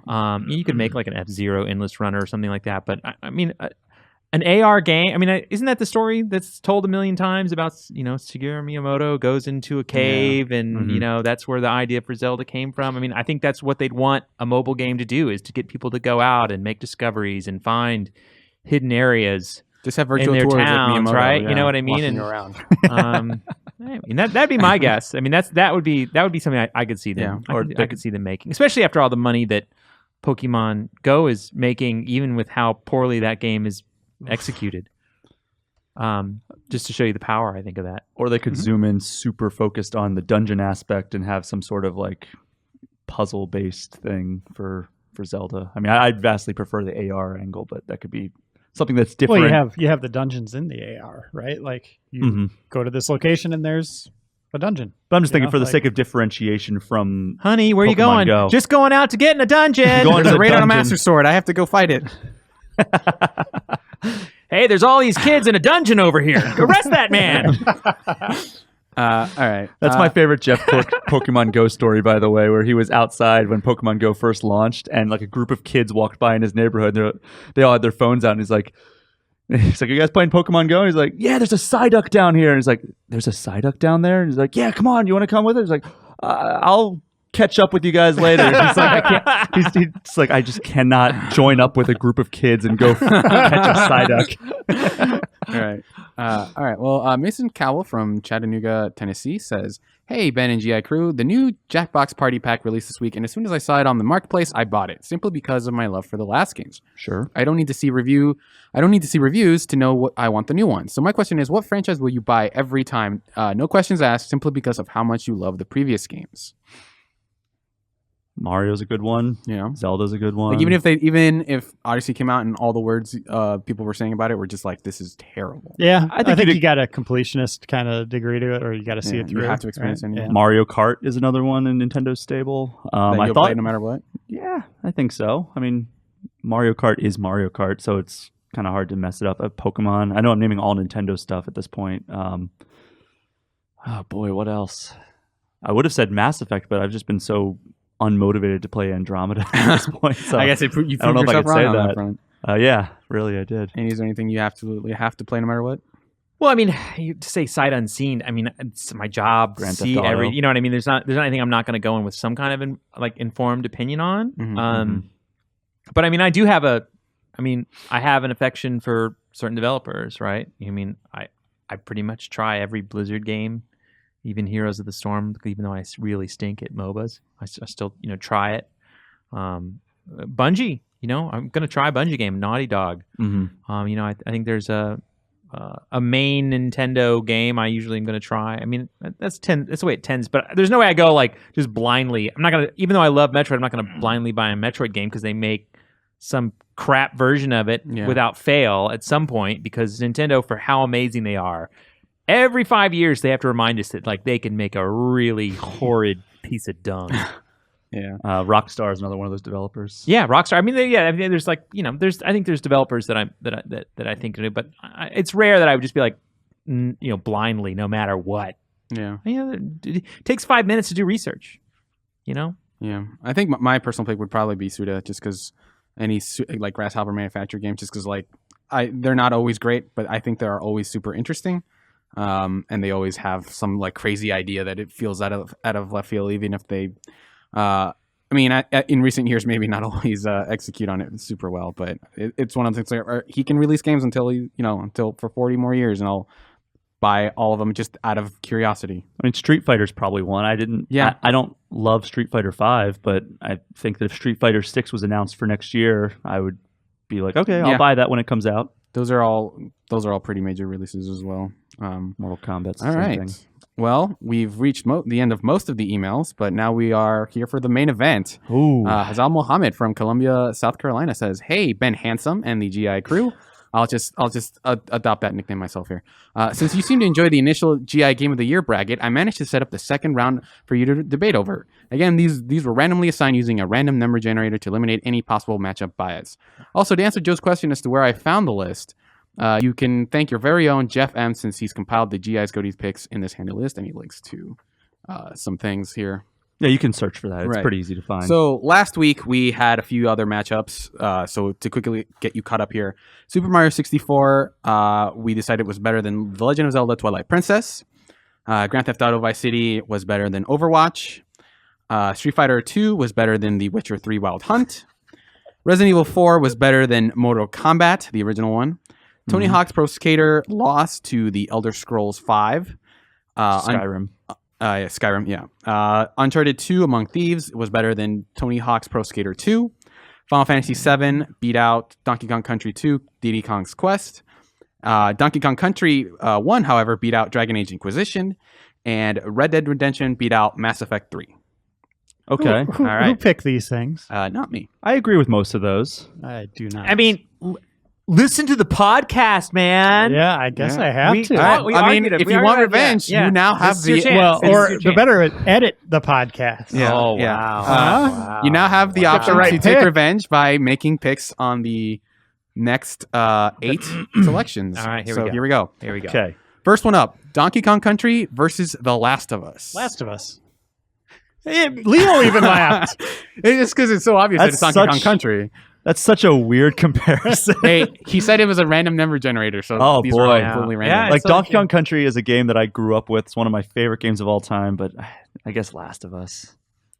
Like I Okay, love. you just framed it as one of the greatest of all time, and then just. I say one of the Last greatest. I Us. said one of my favorite games of all time. There's Hey, a Last of big Us. difference there. I think Last of Us is a. That is such an impactful game. It like it oh is. man.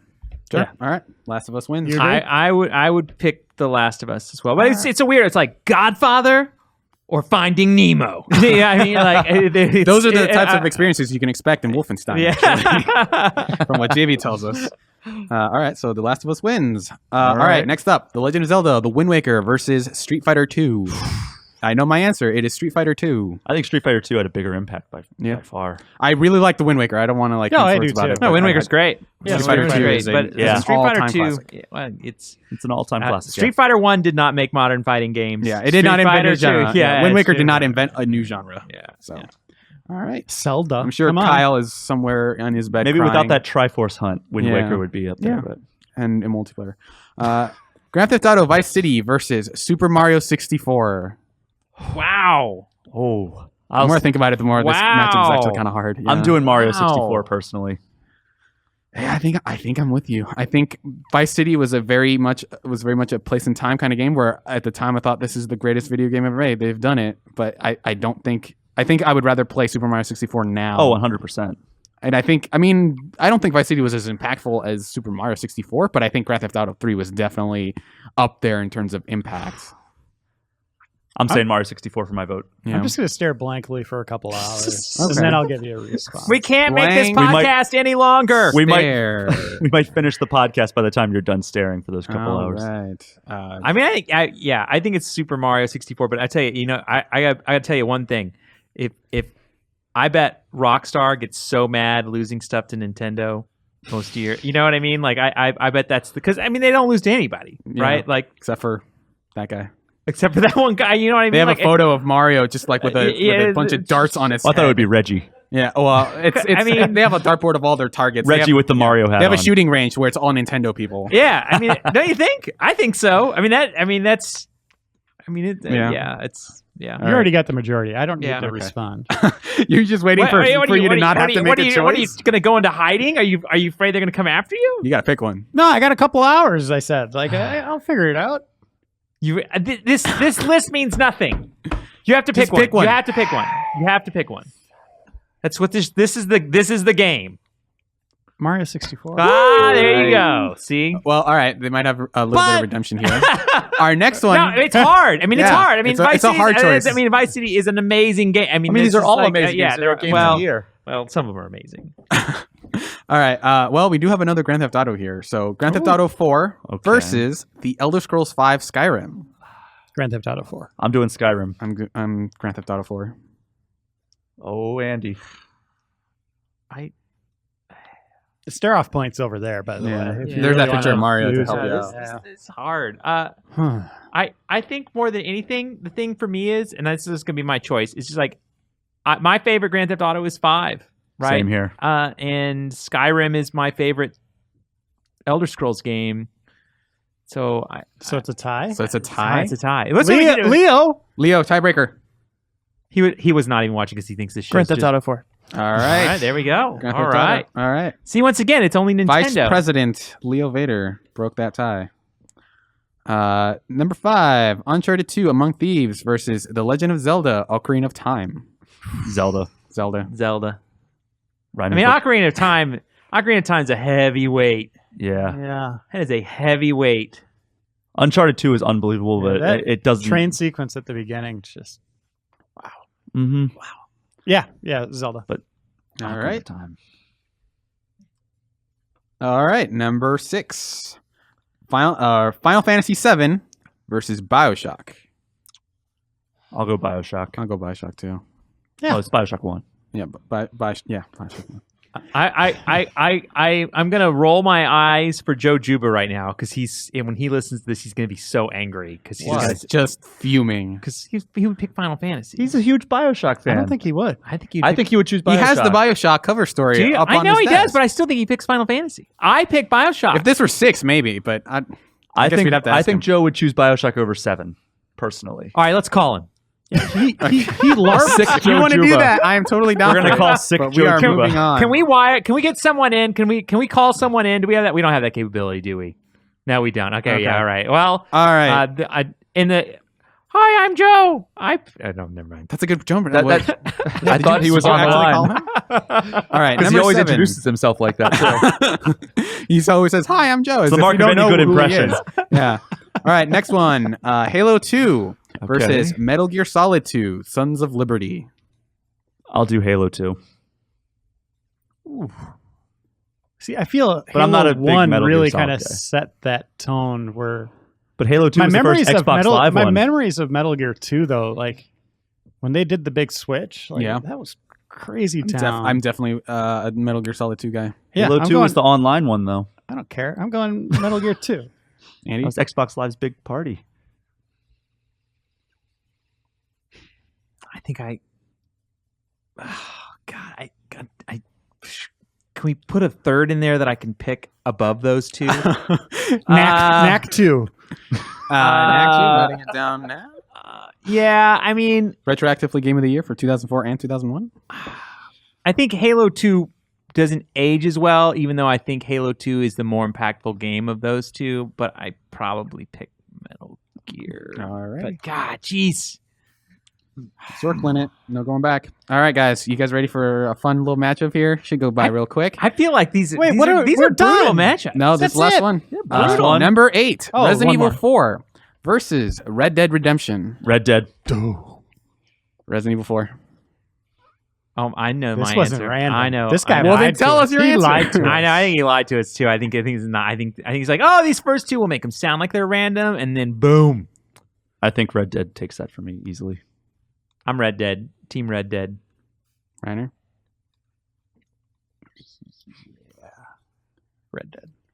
All right. Ooh, well, That, there we go. Red Dead, where Red Dead ends up, like, I know Mexico's kind of a bore, but like Resident where Evil. it goes after Resident that? Evil 4 has its own Mexico. Yeah, oh, it does. It goes way too long at times, Yeah. right? But Yeah, I don't know. its own Mexico. yeah. Love The every last- moment of Resident Evil 4. It's the made me- last act of Red Dead, like, and all the stuff before Mexico, like, oh, It is very good. Yes. Both of those games I like a lot. Yeah. Yeah, they're both All right, great games. that's a Two tough all-time greats. Yeah. All I right. never want to do that again.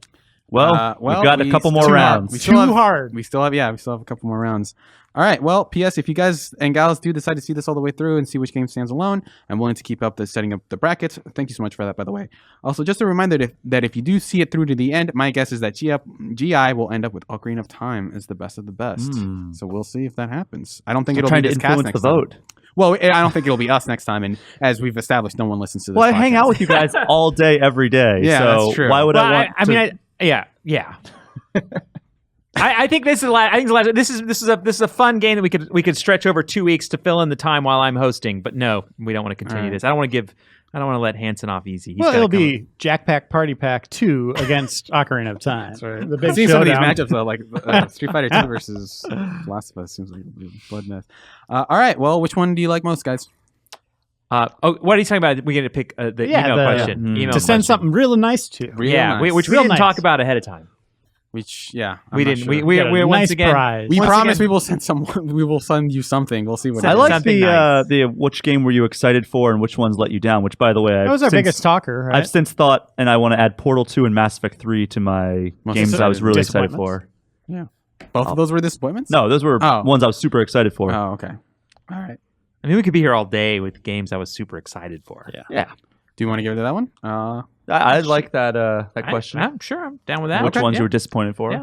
Or Sure, disappointed that's by? our winner. Alrighty. So, Well, we will send you out something real nice. I'm not sure what exactly your name. I've eliminated most of these and I can't read it anymore. So I promise I will send you something real nice. Whoever sent that email in. Can you tell this is my first time doing emails? Yeah, you know, You did a good job. I Thank think you. I appreciate I think you did a fantastic job. I mean, hopefully the GI show comes back. I mean, I'm not sure. We may This may be the final. we may episode. have killed it, and for that I am sorry. To all our fans, to Ben Hansen, I apologize. It's been a fun 2 weeks. I've enjoyed it. Been a hell of a ride. Thank you, Brian. Thank you, Reiner. Yeah. John Thank you, Wood Serial. from Newcastle, Australia. That's who I'm sending it to. That is who our winner is. And the winner is you, because That's this right. podcast You get is so over. much Thank you so content. much. I hope you enjoyed all our talks about all those great games that are coming out this week. Come back next week when it has to be better. It just has to be better.